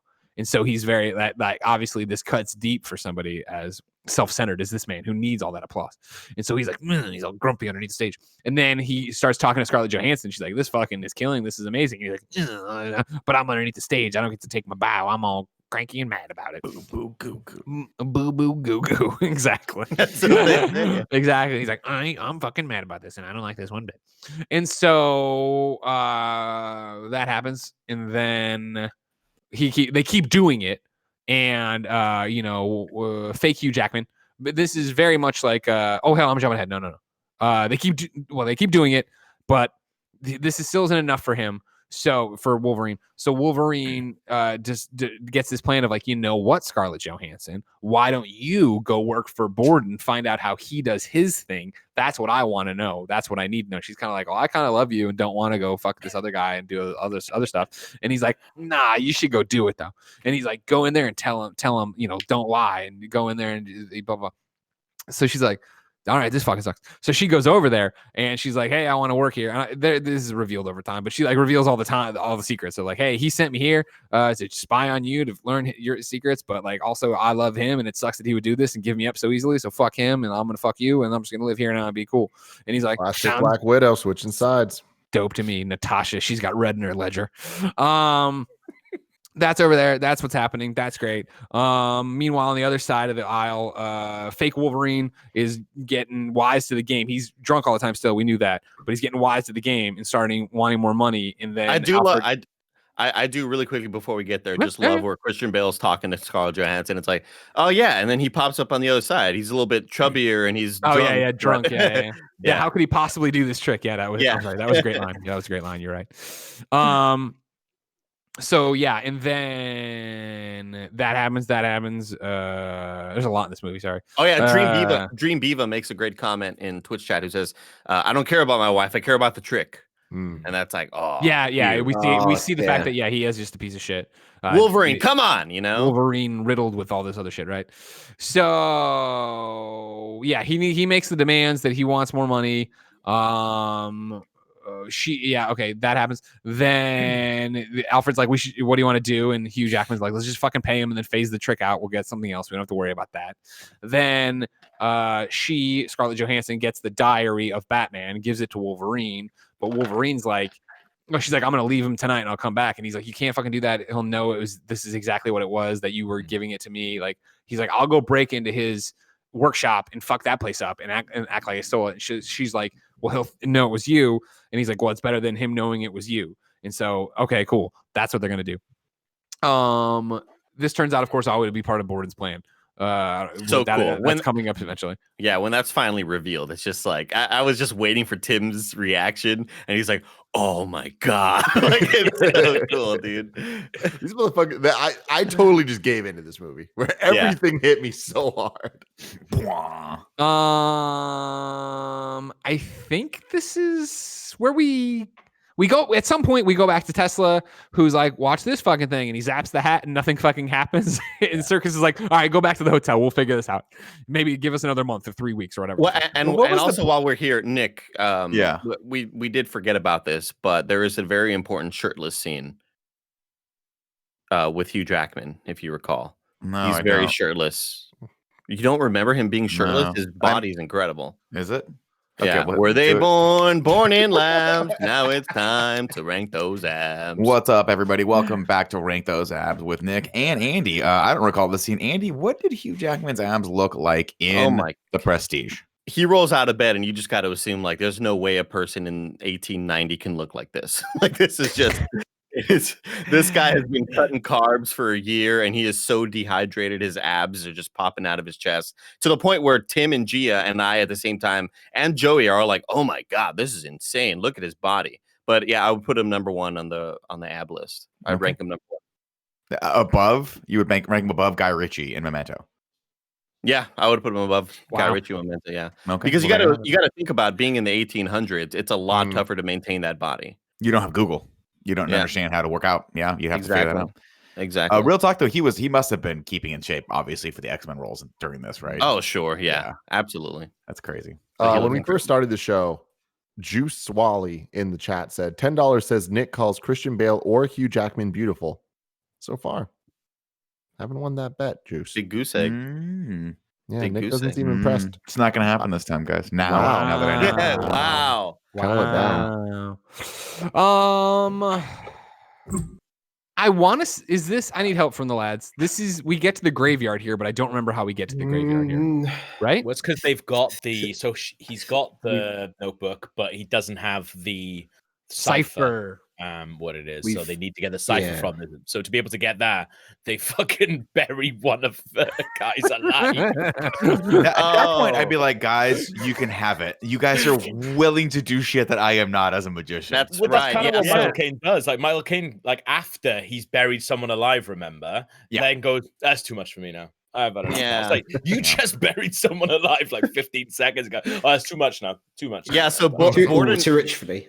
Because Borden has his show, and then Borden walks up to Fallon and is like, I don't care if he follows me. I don't care who follows me. I'm walking home. Yeah. And then so they end up Hugh Jackman's chasing Borden, and then Fallon's chasing Hugh Jackman. Yeah. And then they lead Fallon down a dark path, and Fallon falls down into the floor into a little a casket, and then Michael Caine's right there to catch him and fucking board it up, and he gets shot by him or whatever. And he's like, Borden goes to shoot him. Yeah, exactly. It's this whole sequence just makes no sense, but it goes by fast enough to where you kind of just don't, look too deeply into it. Yeah. Wait, anything for the magic. We missed one more sabotaging as well. Borden finds route and gets to it. Yeah. And he goes, "You could be asking for more money. You've got power over Danton now." Complete power, you say? And that's where he breaks his leg. And that leg break is so visceral. I screamed in the other room to the point that Lucy was watching. She's like, "What just happened?" Because she knew I was watching the movie. She was like, "Wait, why are you yelling?" And I was like, "Fucking!" I literally texted back. I'm like, "Batman just broke Wolverine's leg." Like, it's fucked up. You're watching the wrong film. So, like, I skipped all of that then, right? Because that's also then where the sabotage just keeps happening, right? And like at one point, no one's there. At one point. At one point Batman comes up from the floor and is like, "Oh, sorry, that's when he broke his leg. Sorry, this fucking sucks." And then he's hanging up there and I have a better show across the street. And you're like, some of this has to be breaking the law. I don't know what part of this is, but there has to be laws back then. At the Pantages or whatever. It's like, dude, like they are just, they won't stop. They're just going to keep going until one of them dies. But that leg break was such a scary sound effect. Right. I hated that sound effect. Yeah. Great point on this. Sorry, I missed all that, everybody. This puts Batman up on top, right? And so Batman is now riding high. He has a great show. He comes to dinner with ScarJo, the other guy who's the other brother, and then his wife. But it's clearly not the right brother talking to the wife, right? It's the brother that doesn't give a shit about her, who likes to have sex with Scarlett Johansson. And so he kind of blew it off. She's like, "Fucking quick magic. Like, this is all fucked up." And he's like, "Nah, this is my life and you're crazy and this is perfect." And Freddie. And the wife is like, "Freddie. Oh yeah, Freddie? You're calling him Freddie now." Yeah. This is what really back to what Nick was talking about with like her just getting gaslit left and right and just not being able to do this, right? And like you would think at some point though, they're like, "We're married. We're not going to get divorced. We have a kid. We can probably let her in on the secret, right?" You'd think so, but you never know, man. At a certain point, wouldn't you think like, "Hey, this is starting to degrade our life, that we both have to live in this and destroy these people that we love and make them fucking crazy? Like, let's just tell them who we are." But the Did man didn't Scarlett- speak English until he got shot on stage. You know what I mean? We didn't speak English. A lifetime of dedication. Still got Which, to go like, be also, out in public, he was just dressing up when he went on stage. but like, it sucks that he broke character there. Would have been really cool if he didn't speak English. Period. You know what I mean? Did How confusing Great point. that corner where you start? Maybe you're like, maybe he just didn't know the Chinese, but I've been shot. yeah. did Scarlett know that she? Wait, I'm confused now. Did Scarlett ever know that she was dating a double? No, No. but She you would think always- that at some point someone would figure this out. You know? Well, I think Sarah almost does, and then that's when she hangs herself. Yeah. Oh, do you But- think she does? Because well, we go from this yeah. scene. This was the one that I'm not even gonna say cemented, because obviously I knew early on I'm like fat Christian Bale. But this is when I thought I had it of like, oh, sometimes he wears mustaches and beards, sometimes he doesn't. Maybe one brother has facial hair and one brother doesn't. But later on, there's the conversation. Scarlett Johansson talking to Wolverine is like, no, there's fucking all sorts of costumes backstage that aren't used in the show. Like there's that. Wigs and stuff. But anyways, there was that one where the scene we were just talking about of, oh, come on. And he's like fucking the nice restaurant telling her to fuck off. And then there's the final conversation that is clearly like they're in love with each other. That he loves her and is completely a different character than the one we just saw. But do you think Sarah put it together? Well, she says at one point, she says, "I know what you are," and she's arguing with the one that doesn't love her as well. So it's a really hard scene, because then you've got to put together that the one that does love her is just waiting outside, listening to this whole thing happen. And it's just with their so kid. dark, man. With their kid, yeah. It's so hard for me to like. This is the point of the movie where I start like not liking the movie, because it's that this character becomes so unlikable in this moment for me. And then when he later then goes, like, he's driven this woman he loves to the point, and he's allowed this to happen. I'm like, this is an irredeemable moment for me. You would think at a certain point you'd just be like, you walk in and be like, hey, this is what we've been doing. I'm so sorry. Right? Yeah. My wife, it's not, I mean, this is 1800s. I'm like, we're not get divorced. Like, it's fine. Or like you think that like anytime a difficult conversation came up, he'd be like, can I just run to the bathroom for a second before we get into any of this? And then they'd be like, Mrs. Doubtfire. Yeah. But like, like eventually, if she found out, what was your long game on this? Like, because then you would be a woman who realized that he was letting his brother sleep with you. Like, that's horrible. That is a horrible thing to do. Because I commit to an act where everyone in the world know. Like, Michael Caine immediately was like, it's fucking double. Like, why would you even need to worry about that? Just have, I don't know, let your brother live his own life. I imagine, Alfred being like, oh, Sarah's really, really mad. He's talking to Fallon. Sarah's really, really pissed off about this one thing. And Fallon's like, all right, I'll take the makeup off. I'll talk to her about it because I know about this thing. And he's like, no, I'll do it. And it's like, no. We shouldn't. You're going to make it worse. I've seen you. I need to be the one. He's like, don't worry about it. It'll be great for the movie. Dude, we've been doing this for years. You cannot ad lib on this level. Stop. Well, there's even like a really nice bit right? where he's just like, in the Twitch over, he's like, look, Sarah knows, if you could just help me out, just really help me out. He's like, I've got it. No worries. Absolutely. Next scene is like, shut your mouth. Shut your mouth, Sarah. So yeah, they have it all out, right? Of like, everything we've just said. We've jumped to that scene or whatever. And then she hangs herself in his workshop, right? That's the payoff to all of the stuff we just talked about. Mm-hmm. While this happens, after it's happening, during it, in between, we're jumping back to mid-modern times where back to the Tesla stuff, where they try the hat. They've been doing the hats and it's not working, but they bring in Circus's cat. They put the cat down. They run the electricity through the cat. Cat's still there. And he's like, you all suck. And Wolverine leaves, but as he leaves, he finds the cat freaking out and fighting another cat and with dozens of hats. Yes, Nick. Here's my question on this. This scene always pops out in me. I'm like, so the machine doesn't work. Why would you bring the client here to show him the machine that doesn't work? Test it first.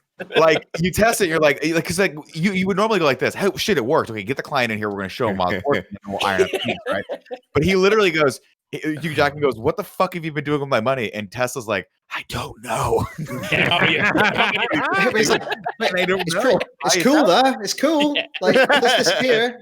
Bling, But, bling, like, bling. Look at the sparks. At no point does he realize this thing is working. So why bring the client in until you? I don't know. It just doesn't make any sense to me. We didn't talk about the very beginning of the movie where we see all the hats, but the moment that happened, I was like, "Oh, we're in for some shit." Like, why the fuck is there this many goddamn hats? And I love that it was actually part of the plot. Like, I thought that might have just been some like imagery and shit, but like, nah, this is cool. Okay, here's another dumb question, right? So, how did there get to be that many hats? They ran the test a million times. They were testing it nonstop. So, did Hugh Jackman leave his hat there? Yeah, and be like, just keep testing my hat. There's a scene where he gives him the hat, and then he keeps doing it, and then he kind of walks off with it. Oh, so he never got his hat back? He was like, when he came back for the second test, they were like, "Yeah, we've run it a dozen times or whatever on your hat." They made a reference. Yeah, got it. Okay, because I'd have been like, maybe I just thought maybe he just didn't want the hat back because like thing's been irradiated and will give me a fucking brain tumor. He's gonna be fine. Nobody worried about that. They only lived to 35. They didn't have to worry about it. Yeah, that's fair. So people are getting fucking hung and shot in the streets, buried alive. You got enough problems. That's at least your concerns. I also really like the Manky sausage in the chat. Sorry. Go for it, guys. Tesla's just like, we've been using the top hat this entire time. It's not worked. Bring me the cat. I need a live cat. Let's try that because this thing is really stable. So Manky Sausage in the chat saying they didn't invite him. Hugh Jackman forced his way in after reading the diary. Well, that was the third visit. The second visit that he was invited for, where they ran it. Hat.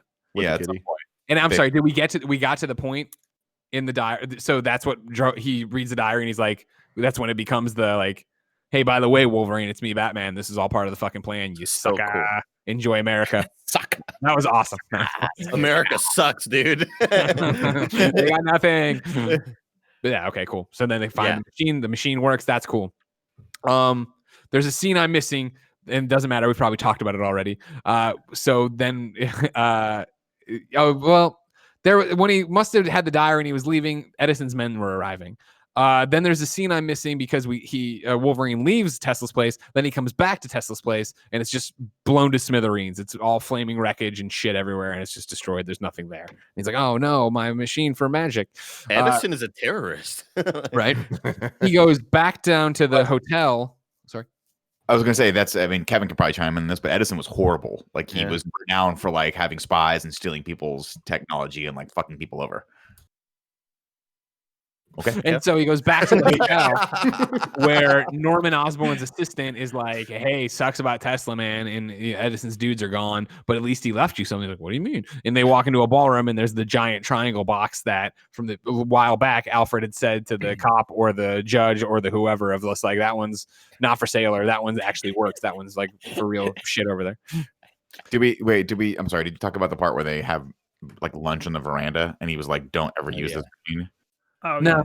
But earlier we did talk about don't ever use the machine. Right. But I love that scene because it's a weird one because you're like, what is Tesla's motivation here? But you kind of get the fact that in my brain, I'm like, I think he wants him to use it. I think he wants him to like get out there and like fucking wreak havoc with this thing because he realizes that he's invented something crazy that's going to basically like destroy everything. But he's like, hey, don't use it. Don't use it. Well, whatever. Yeah. I love the line of like, oh, so you were obsessed with shit just like me? Well, then I'm never going to quit. It's such a cool little back and forth. So Wolverine's got the machine now. He's setting that shit up down in like some Doc Ock looking warehouse or whatever, or blown out theater, like he's a fucking Batman villain. He's getting this. Wait, hold on. Batman is in jail reading this in the diary of Wolverine. And this is when Wolverine's diary ends and it's like, haha, fuck you too. And he's like, oh no, fuck, this is fuck me. Shit, fuck. And so then he has that's what it was. So way back when I was like, his daughter showed up, he gave the card of the dude from Cheers to fat Christian Bale, who then set up a meeting. A guy from Cheers shows back up and he's like, I'll fucking sell. I'll do all this stuff. He gives him the papers, but there's something missing. I forget what's missing. The Prestige. The cipher. Yeah, basically. And he'll do that when his daughter's taken care of or whatever. Yeah, he was like, you gave me all the setups for the tricks, but you didn't give me the actual like trick, like the actual how you did it. And he goes, well, I'll give you that when I know my daughter's safe, something like that, right? Okay. Or maybe this was the cipher point, which led him to Tesla. I can't remember. At one point, also we see Hugh Jackman. The cipher is Tesla. I love that part. Which is cool. Yeah. And I think that another thing I don't want to gloss over is where Hugh Jackman like starts to use the machine and has a gun there. And he's like, I don't know what the fuck's going to happen right now. Yeah, that's I'm cool. prepared for anything because I don't want to live very long past this. And then he sees yet another beautiful Hugh Jackman. There you go. I did it. Well, we didn't see that right then, right? That's revealed later in the thing. But yeah, it's awesome, right? That he pops up and they both go for the gun, which I know we've talked about this on the Kind of Funny podcast before and probably this show before too. If I go into a machine and another Greg pops out, the first thing we're fucking doing is high-fiving. Like, we are stoked. I'm not going to kill that Greg, and that Greg ain't going to kill me. We're going to have some fun. Let me ask you this question, Greg. Yeah. If your entire life up until this point, you've like sacrificed everything and all you want to be able to do is this trick that blows people's minds. Yeah. And you have two choices. One, kill yourself over and over and over again in the worst possible fucking way. And then not know, like, just have horrible anxiety every day of your life just to do this trick. Or two, the first time you use the machine, you see an exact duplicate of you come out. You'd be like, wait a minute. This solves literally all my problems. All my problems. Maybe we'll make another 2, and then we can have weekends off and stuff like that. It's gonna be fine. It's like, no, die, motherfucker. Dude, fucking A. Yeah, there's a lot of Hugh Jackman just not on the ball. I'm thinking about how he can make money out of this. But with that now, Greg Salmon Commander in the chat says, how many Gregs do you make? It's a good question. Yeah. Well, here's the thing: is I don't want to get into a multiplicity situation. There's a lot of things going on of like how sharp is the carbon copy. You know what I mean? Wait, I was gonna say, but multiplicity was a copy of a copy. So as long as you're making a copy of the original, I think you're gonna be okay. Well, eventually we would for sure test that. I'm sure. But once we find out the machine works, can clone organic material, not even clone, make a perfect copy of it. That's when we stop using the machine for a second and we start figuring out like, what are we're going to make money off of this, right? So what can we start duplicating and selling? And I don't want it to be like backroom DVDs. Yeah, Nick. I was going to say we start a YouTube channel for you called Greg's YouTube. Well, I mean, like, think about it right now. Like, there definitely there would be part of that. There would be part of that because think about it right now. If we were in the middle of this thing talking about this, and then somehow 6 other Gregs came into your rooms right now. Okay. Like Greg slowly enters the frame, and everyone, I'm like, guys, I got a fucking machine. Think about the podcast content we would have. Think about the plot. On my door, and I feel like it would go okay until the anniversary streams where Greg's had a couple White Claws, and then we turn around and get fucking rooms full of Greg, rooms full of them. That's what a different direction. I would say what it would be is like it's an anniversary stream. We've had a few White Claws, and you just look off the balcony of our office. And there's a circle of Gregs, 2 Gregs fighting in the center. You know what I mean? Yeah. We got nothing to lose now. We can just clone ourselves at random. I'd finally have my dream of just getting to see an army of Portillos run through the streets of San Francisco. I digress. The scariest part about the end of the Greg podcast is right at the end when all 6 Gregs fall into a vat of water. They're all sealed off. But a great platinum Patreon reward is that I send you a picture of my dead Greg body. You get a Greg. A dead Greg. And the tank of the water. You know what I mean? You can do whatever you want. Brew some lemonade in there. Anyways, though, we'll get moving. We'll get moving. Brew some lemonade in there if you want. Wolverine is reassembling the team. He gets Alfred back on board with the cool thing, the card at the bottom of the glass. He gets a bunch of blind stagehands so that they can't see what's going on the stage, and he tells Alfred, "You're not allowed backstage. I don't want you back. I want you front of house in this. You're not allowed to go backstage or downstairs." Anytime you have a crew of like blind people or like deaf people or mute people because they like you have to keep a secret, that's pretty cool. Some fucked up stuff. To no good. You're right. Like this guy's he's doing some no good shit. So then he's got Alfred on board now. He sees the trick. He thinks that's really dope. Then they hit up some manager type. They get they hit up a manager type, show him the thing. He's like, this is fucking crazy. You're going to have to dress it up a bit. Yada, yada, yada. They get booked for a thing. They're going to do 100 shows, no more, no less.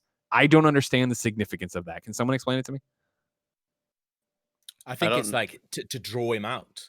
Like, there's no possible way that he could not come for that. He's like, why is there only 100 shows? It's kind of like to pique his interest. Okay, cool. So yeah,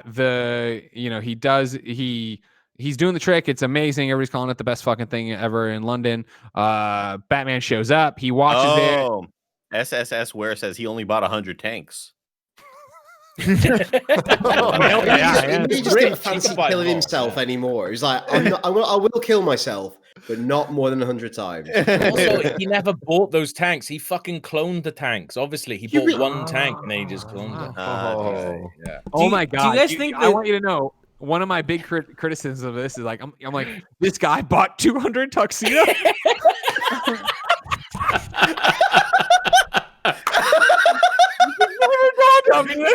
There's no way he could have cloned that. do you guys think? Do we ever see the stuff that he clones come into existence? No, right? Do you think it just appears like in whatever positions he is, or does it like fall? Because like it would be scary for like a giant glass thing to just be like, welcome. No, I think it just pops into existence, kind of like Bill and Ted. Well, I guess that would be also. I think it materializes in the space. Nick, wait a minute. Were you saying first off? Now we got to go back. Are you saying Bill and Ted's because of the phone booth? Because you think that the phone booth looks like the tanks? Great. That makes sense. My thought was they all come into existence like Arnold Schwarzenegger from Terminator, where he's just like he's doing like the thinking man pose and he's butt naked. Cool. It's great. No, we just proved he's not butt naked, right? Like he's wearing the suits. Now, for the record, in the chat too, I see Ramirez Art Jam says, "Lol, Greg is horrible at math. It would only be 101 suits." No, again, remember, I didn't even think about it. I literally, this is how bad I would be. I would be like, "Fuck, I need to make enough money to buy 201 suits right now for all," and I clone myself once, be like, "Motherfucker, how much time did I just waste?" I digress. Now it's the big performance where we've caught up to the beginning of the movie where Wolverine's going to do it. I think I skipped it, but Batman came and saw it and he loved it, but he saw there's just a trap door, which for me, I was like, oh, what the fuck? Because I was thinking that he was just, I thought he cloned himself once, figured it out, and then just had his clone fucking sit in the wings up there, wait for the final second, and then pop. Or I guess that doesn't make sense either. No, that would have been a real smart way to handle it. That would think, and then you wouldn't tell the other clone that you were going to kill him at some point and then frame Christian Bale for murder. No, instead, this genius who has got billions of dollars and nothing but time to think about, who is actually probably a pretty smart musician, is like, why don't I just fucking kill myself over and over and over again? And then he goes, I'm never sure if I'm the man in the box or the man on the balcony or in front of the stage. I'm going to spoil it for you. You're the fucking man in the box. Like, you're dying every single time. It's terrible. And then Michael Caine's like, but it's like falling asleep. And it's like, no, it's terrible. It's not good. Drowning's terrible. Yeah, I forgot about that too. Where he lied about what drowning was like. But we knew that. I always find the drowning thing is really weird. It's like, drowning is obviously not good. And it's like, no, I knew a guy once said it was brilliant.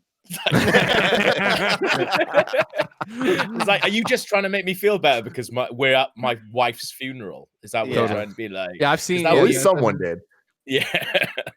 And you figure he wants to drown, right, to punish himself for his wife in some regard, some respect of it. I don't know. No, I guess it's because Michael Caine says it feels brilliant. Like drowning is fantastic. Like, it's better than being alive, if anything. It's like going home. I love being at home. Yeah, I love being at home. Sounds good. Brilliant.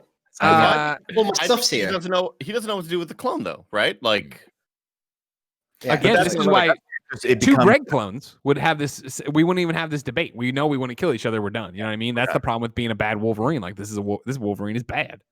Yeah, this is to me where it's like a little bit ridiculous, and this movie kind of takes a turn for me where I'm like, first off, the technology is a little far-fetched for me to believe in, and everything was so real up until this point where it was supposed to be about this cat and mouse game between these two smart guys, and now we've introduced this massive world-changing piece of technology in here, and then we're supposed to think that Hugh Jackman has the fortitude to kill himself every single day and just hope to God that he gets. I mean, he knows he doesn't get transported, right? He knows that he's not going to be. His consciousness dies, and there's just a new person being born. But yet, if it's an exact copy of his consciousness, it kind of is him, isn't it? Right, but this goes back to the debate we always have when we talk about teleporting in Star Trek, where it's like, if you teleport yourself, are you the same person, or have you just destroyed, and it's just making a new version of you on the other side? No one ever knows.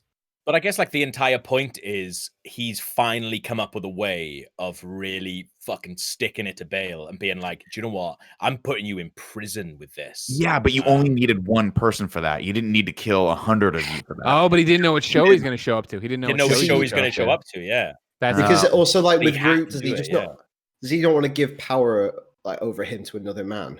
Yeah, like he's already done it with one person. That went really badly. Yeah, that much I get, but not knowing what show he's going to show up to is, I'm like, so you're assuming he's going to show up to the show, and then you're assuming he's gonna backstage, and then you're assuming he's going to be there at the exact moment where you drop into this thing, and then you're going to assume that when he sees that drop in and the lock goes, and he looks over and is like, "Well, everyone's blind down here. Nobody's fucking seen my face. I'm not and I've already proven to you that I don't give a fuck if my wife dies. Like, I'm gonna try to save you." I'd be like this. Oh, he's dead. Oh, I see what's going on here. I gotta go and just bounce out. Yeah. There's a lot of assumptions to make for 100 shows. I don't know. You would have shit your pants and stood there not knowing what to do. You would not have bounced out. You would have put it all together that quickly. I'm done with this. This is too much for me. These are guys that have the wherewithal to cut their fingers off for like these guys. You know what I mean? Like, I'd have been like, this is. I gotta go. I gotta bounce out. I'm not gonna try to say it. Sucks. So yeah, we see all this play out. We see Wolverine die. We also though see Batman try to save him.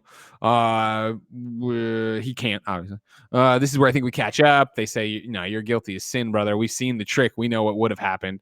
And he's like, "Oh fuck, rats." So he's stuck in jail now for good. Then this is where we get the Michael Caine. Is like, he's dead. The guy comes to buy. A guy from Cheers comes to buy all the tricks, but they don't want to sell the machine. But he's like, "No, we're buying the machine." And he's like, "Could I talk to the buyer?" He's like, "No, you couldn't." He doesn't want to see anything. Everything goes through me. But I could arrange a meeting. Like, what? What the fuck? I'm sure fucking Wolverine's advice here was very ironclad. If don't let anybody come see me. And he's like, "But I could probably arrange a meeting." Fine, whatever. No, he said you might bump into him when you drop off the goods. Stupid. And to which I would have been like, thank you for that. I'm never hiring you. That's a terrible. Exactly, right? Why would you? Why are you coming to bat for me? I'm just the guy with the shit. Yeah, you have no idea what's at stake here. You're just a paid hand, and the only getting involved you have is just to buy this shit, and no one ever knows who bought it, and you failed miserably. No wonder your fucking bar went under in Boston. Nailed it. That is exactly what happened. I think Cheers, the bar ownership changed many times because it didn't really go under. The final is just, remember, he just goes, "We're closed." They're not closed for good. They're closed for that night. Greg, if it's a joke, that's great. You don't have to explain it. Okay. Oh, my apologies. So yeah, that happens, and then we're back to the jail where he is in jail. Yeah, okay. Batman's in jail, and his daughter shows back up. He's like, "Thanks for bringing her." And then he comes up, and guess what? It's fucking Wolverine, but he's really what's his name? Caldwell. Lord Caldwell. He's like, "What the fuck?" And he's like, "Sorry, brother, you didn't think this one through enough. You're not a good magician. I'm a great magician." Ha ha ha ha ha ha. And he's like, "What? This is what? How can I be in jail for killing?" And he's like yelling and stuff, and he's all like, mad about it. Of course, he's like, "And I got your daughter too, so fuck you, brother." And he's like, "No, this is not what I wanted. I wanted magic now." And so he fucking leaves. And then direct quote. Magic. Direct quotes. For the love of magic. And so that's when Alfred goes to drop off the stuff and runs into Lord Caldwell, who's like, "Yeah, it's me, all right." And I forget if he explains the whole shtick to him. Does he explain the machine? No, he just is like, "I'm still alive. Sorry, that's fucking. I wanted to get him. Had to get him. Wanted his daughter too. Now I got her. That's cool." And he's like, "Oh man, this is fucked up. I'm Alfred." And so, this is then back at jail, and Batman is saying goodbye to Fat Batman, but we still don't know it's Fat Batman yet, right? Or is this the reveal of Fat Batman? And then Batman 1 gets hung, and then Fallon Fat Batman is no longer Fat Batman, and then he's gonna go out for revenge now to stop Wolverine.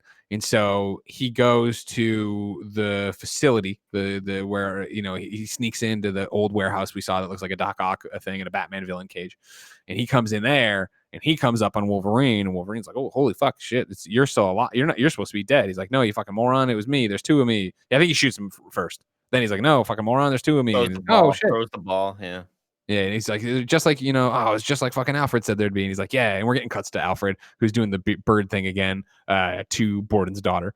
And he's like, "Oh my God, that's fucking crazy." And they yell at each other a little bit. And then he's like, I suffered. My wife fucking died. I suffered. And he's like, "Oh, I suffered too." And then they show like the fingers being cut off. Yeah, exactly. Yeah, exactly. So cool. The lengths they went to keep it going. Yeah. And so then, and he says something. No, Wolverine says something akin to like, "You didn't even look around, like you don't even know what's really going on." Like, you look around you. He's like, "I don't care." Yeah, exactly. And so then he dies, and then a fire starts, and then Batman starts leaving. But then Batman looks around, and guess what? Like, what? Again, they're cutting back and forth. We cut back to Alfred giving Batman his daughter, who he's just taking care of for a little bit. They do the manly magician nod, and then finally Batman's I mean, like, are goosebumps just not all over your body during all this part where they're talking? A magic trick is comprised of 3 parts, and the Prestige is about bringing him back, and then he walks back in. Oh my god, dude! I've got like any last words? All over my body. Abracadabra. Put it number 1. Are you fucking kidding me? Let's go. Yeah. And then he looks at the tank, and there's a dead Hugh Jackman in there. And he's like, "Oh my god, there's a million dead Hugh Jackmans in here. Just how do you clone all these suits? It must have cost a lot of money to make all these tuxedos. How did he cost a fortune? How did that's every Dickie Bow in London? Literally one of my big questions out of this fucking movie. There's a lot of fucking tuxedos to buy. Andy, hit me with haiku and review. 7 syllables in the middle. You'll need 5 for the first and last line. If you're not poetic, no need to fret it. Haikus don't need to rhyme. Haiku in review. Haiku in review. You can go to patreon.com/kindoffunny to write your review in haiku form, just like Nate Vu did. Watch very closely. Obsession ruins a man. Abracadabra. Love the use of abracadabra as a whole line in a haiku. Good job. Grant Burton says, it's a bit far-fetched, but I think I'll stick with it. A magical film. Ah, what a great reference. That's very good. Andrew Feisner says, Wolverine v. Bat. See a field of many hats. Pledge, turn, wait for it. And there we go. Wow. There we go. Those are haikus. Now we need to God, I don't even want to do this. It's time for Ragu Goo Goo. Mm-hmm. Okay, you guys have to understand. Ragu. No, Andy, don't explain it. They're fine. They've watched all of it. Your shame. Tim looks so embarrassed. I'm embarrassed about this. we have they're classy guys. We have a podcast within podcast called Rad Guys Talk Bad Guys, but Greg decided to call it Ragu Bagu because we have I didn't decide to. That's what it's got to be. That's what the Twitter account is, Ragu Bagu Vids. So this is we're ranking the I guess the good guys in this. Protagonists. Now. Ragu. Now. What's up, everyone? Welcome back to Rad Guys Talk, the protagonists of the Nolan film. The good guys, I guess is what we're going to say. It was better than Progu. Yeah. Progu. Yeah, that's pretty good. Or Poo Poo originally is what we had it. Of course, this is the podcast within the podcast where we rank all the protagonists for who was stronger, I guess, or who was a better protagonist in all the Nolan, Christopher Nolan movies. At number 1, we have Lenny from Memento. At 2, we have Hooah from Insomnia. And then at 3, we have the young boy from Following. Where, I guess, do we want to put the brothers, Christian Bale, in this? Damn, they're good guys, huh? Are they? I mean, I would say it's. I feel like both are good guys. You got to put them on the same line. Yeah, it's the brothers and it's Batman and Wolverine. Batman and Wolverine. Okay, where do we want to put?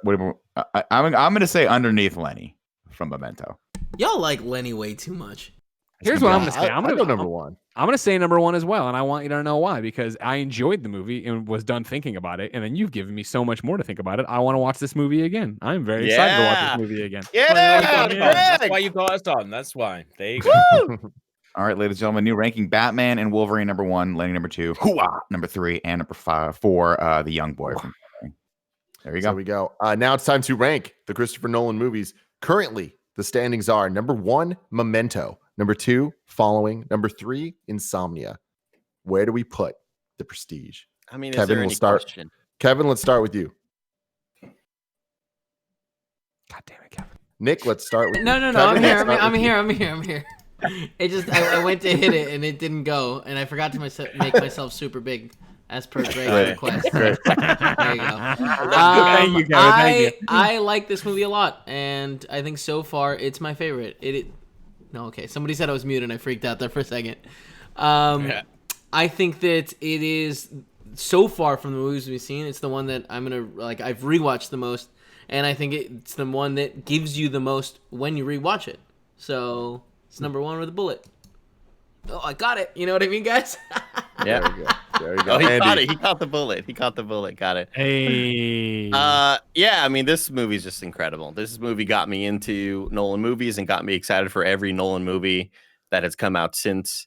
I love the mindfuck moments. I love just always being surprised and not knowing what's happening next. And of course, there's awesome performances. And I really feel like every actor in this movie is pretty stellar. Like there's not really any bad performances, I would say. I even think like even the lowest bar is still pretty damn good. Greg. It's a great question. I think this show sold me. I think number one as well, because I think, Memento I enjoyed obviously the first time around, and I've seen Memento then the second time around, but Memento was the same thing of like, oh, that was cool, and I think I pieced it all together. At the end when it comes together, it all made sense, and I was able to look at it. This one, I'm like, oh man, there's so many fucking lines I didn't understand. I need to go back and listen to when they talk about this fucking diary and shit. I like this. I love you. Not today. Not today you do. I know, right? And like, you love magic more, and it's because there's two fucking people fucking her. That's crazy. Yeah. Identical dicks. I think this is number one out of the movies that have been made so far. I do have my criticisms of it. Watching it back a second time with a little more critical eye, I do think that there's a lot of stuff that is kind of plot holy and a lot of stuff that you're like, I don't understand why that would work, but that's kind of Nolan in a nutshell. And I think, like always, it sort of works more than it doesn't. And so it ends up being a really entertaining sort of jaunt. And you can't look too closely at this one. Similar to some of the critiques we had of Memento, where you're like, would this system that he has work very well? Or would he just be utterly confused all the time, no matter what? I think that there's some stuff in here specifically. Like I still don't love the idea and the introduction of the big sci-fi moment twist. I think that should have been set up a little bit earlier, but because it's Bowie doing it and because it's just a little bit fucking crazy, it kind of works for me. So I put this number one. Yeah, I put it as number one as well. The video we're about to watch after this, one of the people that you guys were interviewing was J.J. Abrams, and he was talking about how making a movie about magic is so difficult because magic in real life, if you pull it off, it's like spectacular. But magic in a movie, it's like there's an extra level that you need to kind of trick the viewers to believe in the magic and the movie happening. And I think that this movie totally makes that work. And when there's the moments of like the bird dying and the thing like crashing on their hands and stuff, it's like you feel it so much more viscerally than you kind of would expect watching a movie about magicians that are rivals. So it's like this is a wacky ass concept and they really pull it off. So I'm gonna give it number one as well, which means that the new rankings are number one, The Prestige, number two, Memento, number three, Following, number four, Insomnia. Next week we will return with Inception. Very, very exciting stuff. The RKG boys, you have any final thoughts on The Prestige? I'm glad that we managed to convince you guys to put this number one. Imagine if we come away and you guys were just like, nah, shit, we hate it. Anyway, come back for Inception. Next week, it's right at the bottom. Where can people find you if they're looking for more of that RKG goodness? Well, I think if you Google RKG, it's either us or a Ukrainian missile. And that's not me. That's his spawn name.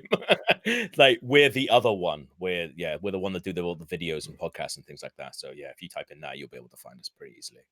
Thank you guys so much for joining us. We are going to let you go with the video that we've been referencing where you guys interviewed a whole bunch of celebrities asking if they've seen The Prestige, and it's fantastic stuff. So until next time, love you guys. Real quick, if you guys want to see it, just hit live view or whatever the hell it is. Also, please don't talk.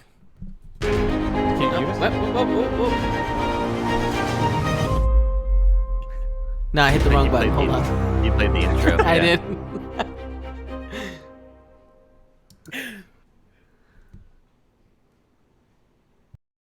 It's just almost done. There we go. Yep. So we ask this to everybody, but have you seen the movie The Prestige? Do you like it? Oh my God, why would you bring that up? Because we love it. Really? Yeah. Do you not like it? I love that movie. Oh, good. That's all right. I absolutely love that's that why movie. I end with that. But that was what? That was more than 10 years ago. Yeah, 2008. I love that movie. It's amazing, isn't it? It's an amazing movie. I did like it. I'm a big magic fan.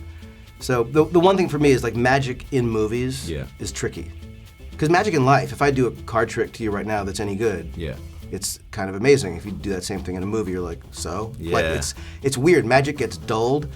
And that movie, and I'm a huge fan of obviously of Chris's, like it did the thing that it made magic kind of amazing in a way that I think is really tricky and hard to do. I have seen The Prestige. Is that the one with? No, that's not the one with Christian Bale. Yeah, it's Christian Bale. Yeah, Christian Bale and yeah. Hugh Jackman. Yeah, I love it. The magic tricks. Yeah, I love it. It's so dark and twisted at the end. Yes, I think it's Chris Nolan's, hidden gem.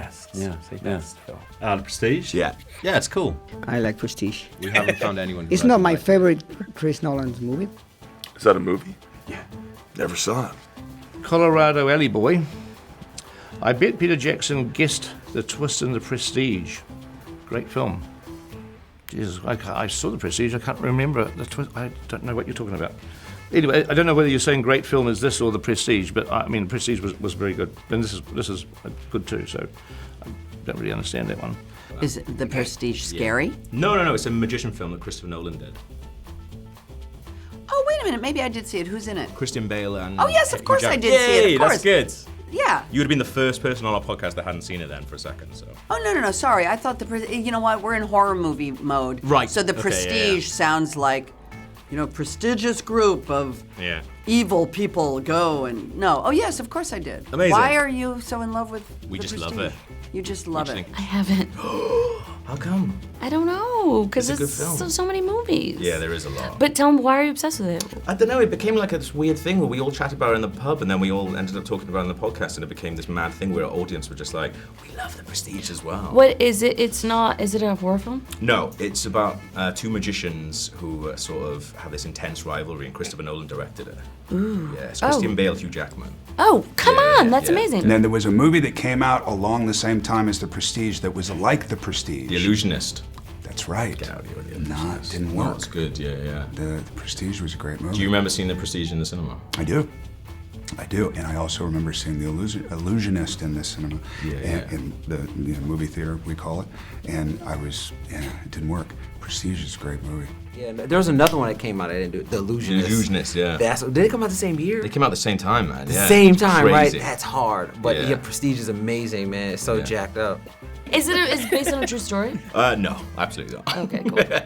All right, I'm gonna watch it probably Amazing. now. I'm just gonna cancel the rest of your interviews. This press because who cares?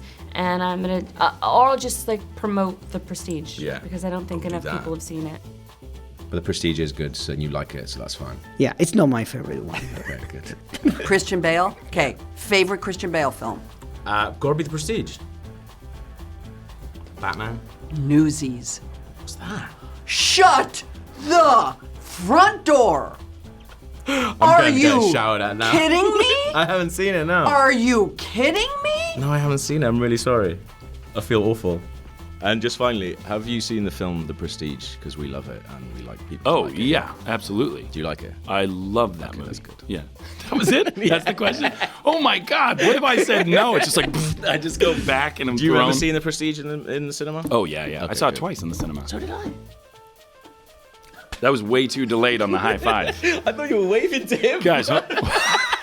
What? It was a trick. It was going to be. Can you imagine if that's what I thought? I saw it twice. Hey, man. Rory, you still here? He's like, I'm 2 feet away from you. I was like, good, we're doing great. Oh, this was the best interview ever. Yeah, we're not going to get a better ending than that. Thank you very much, man.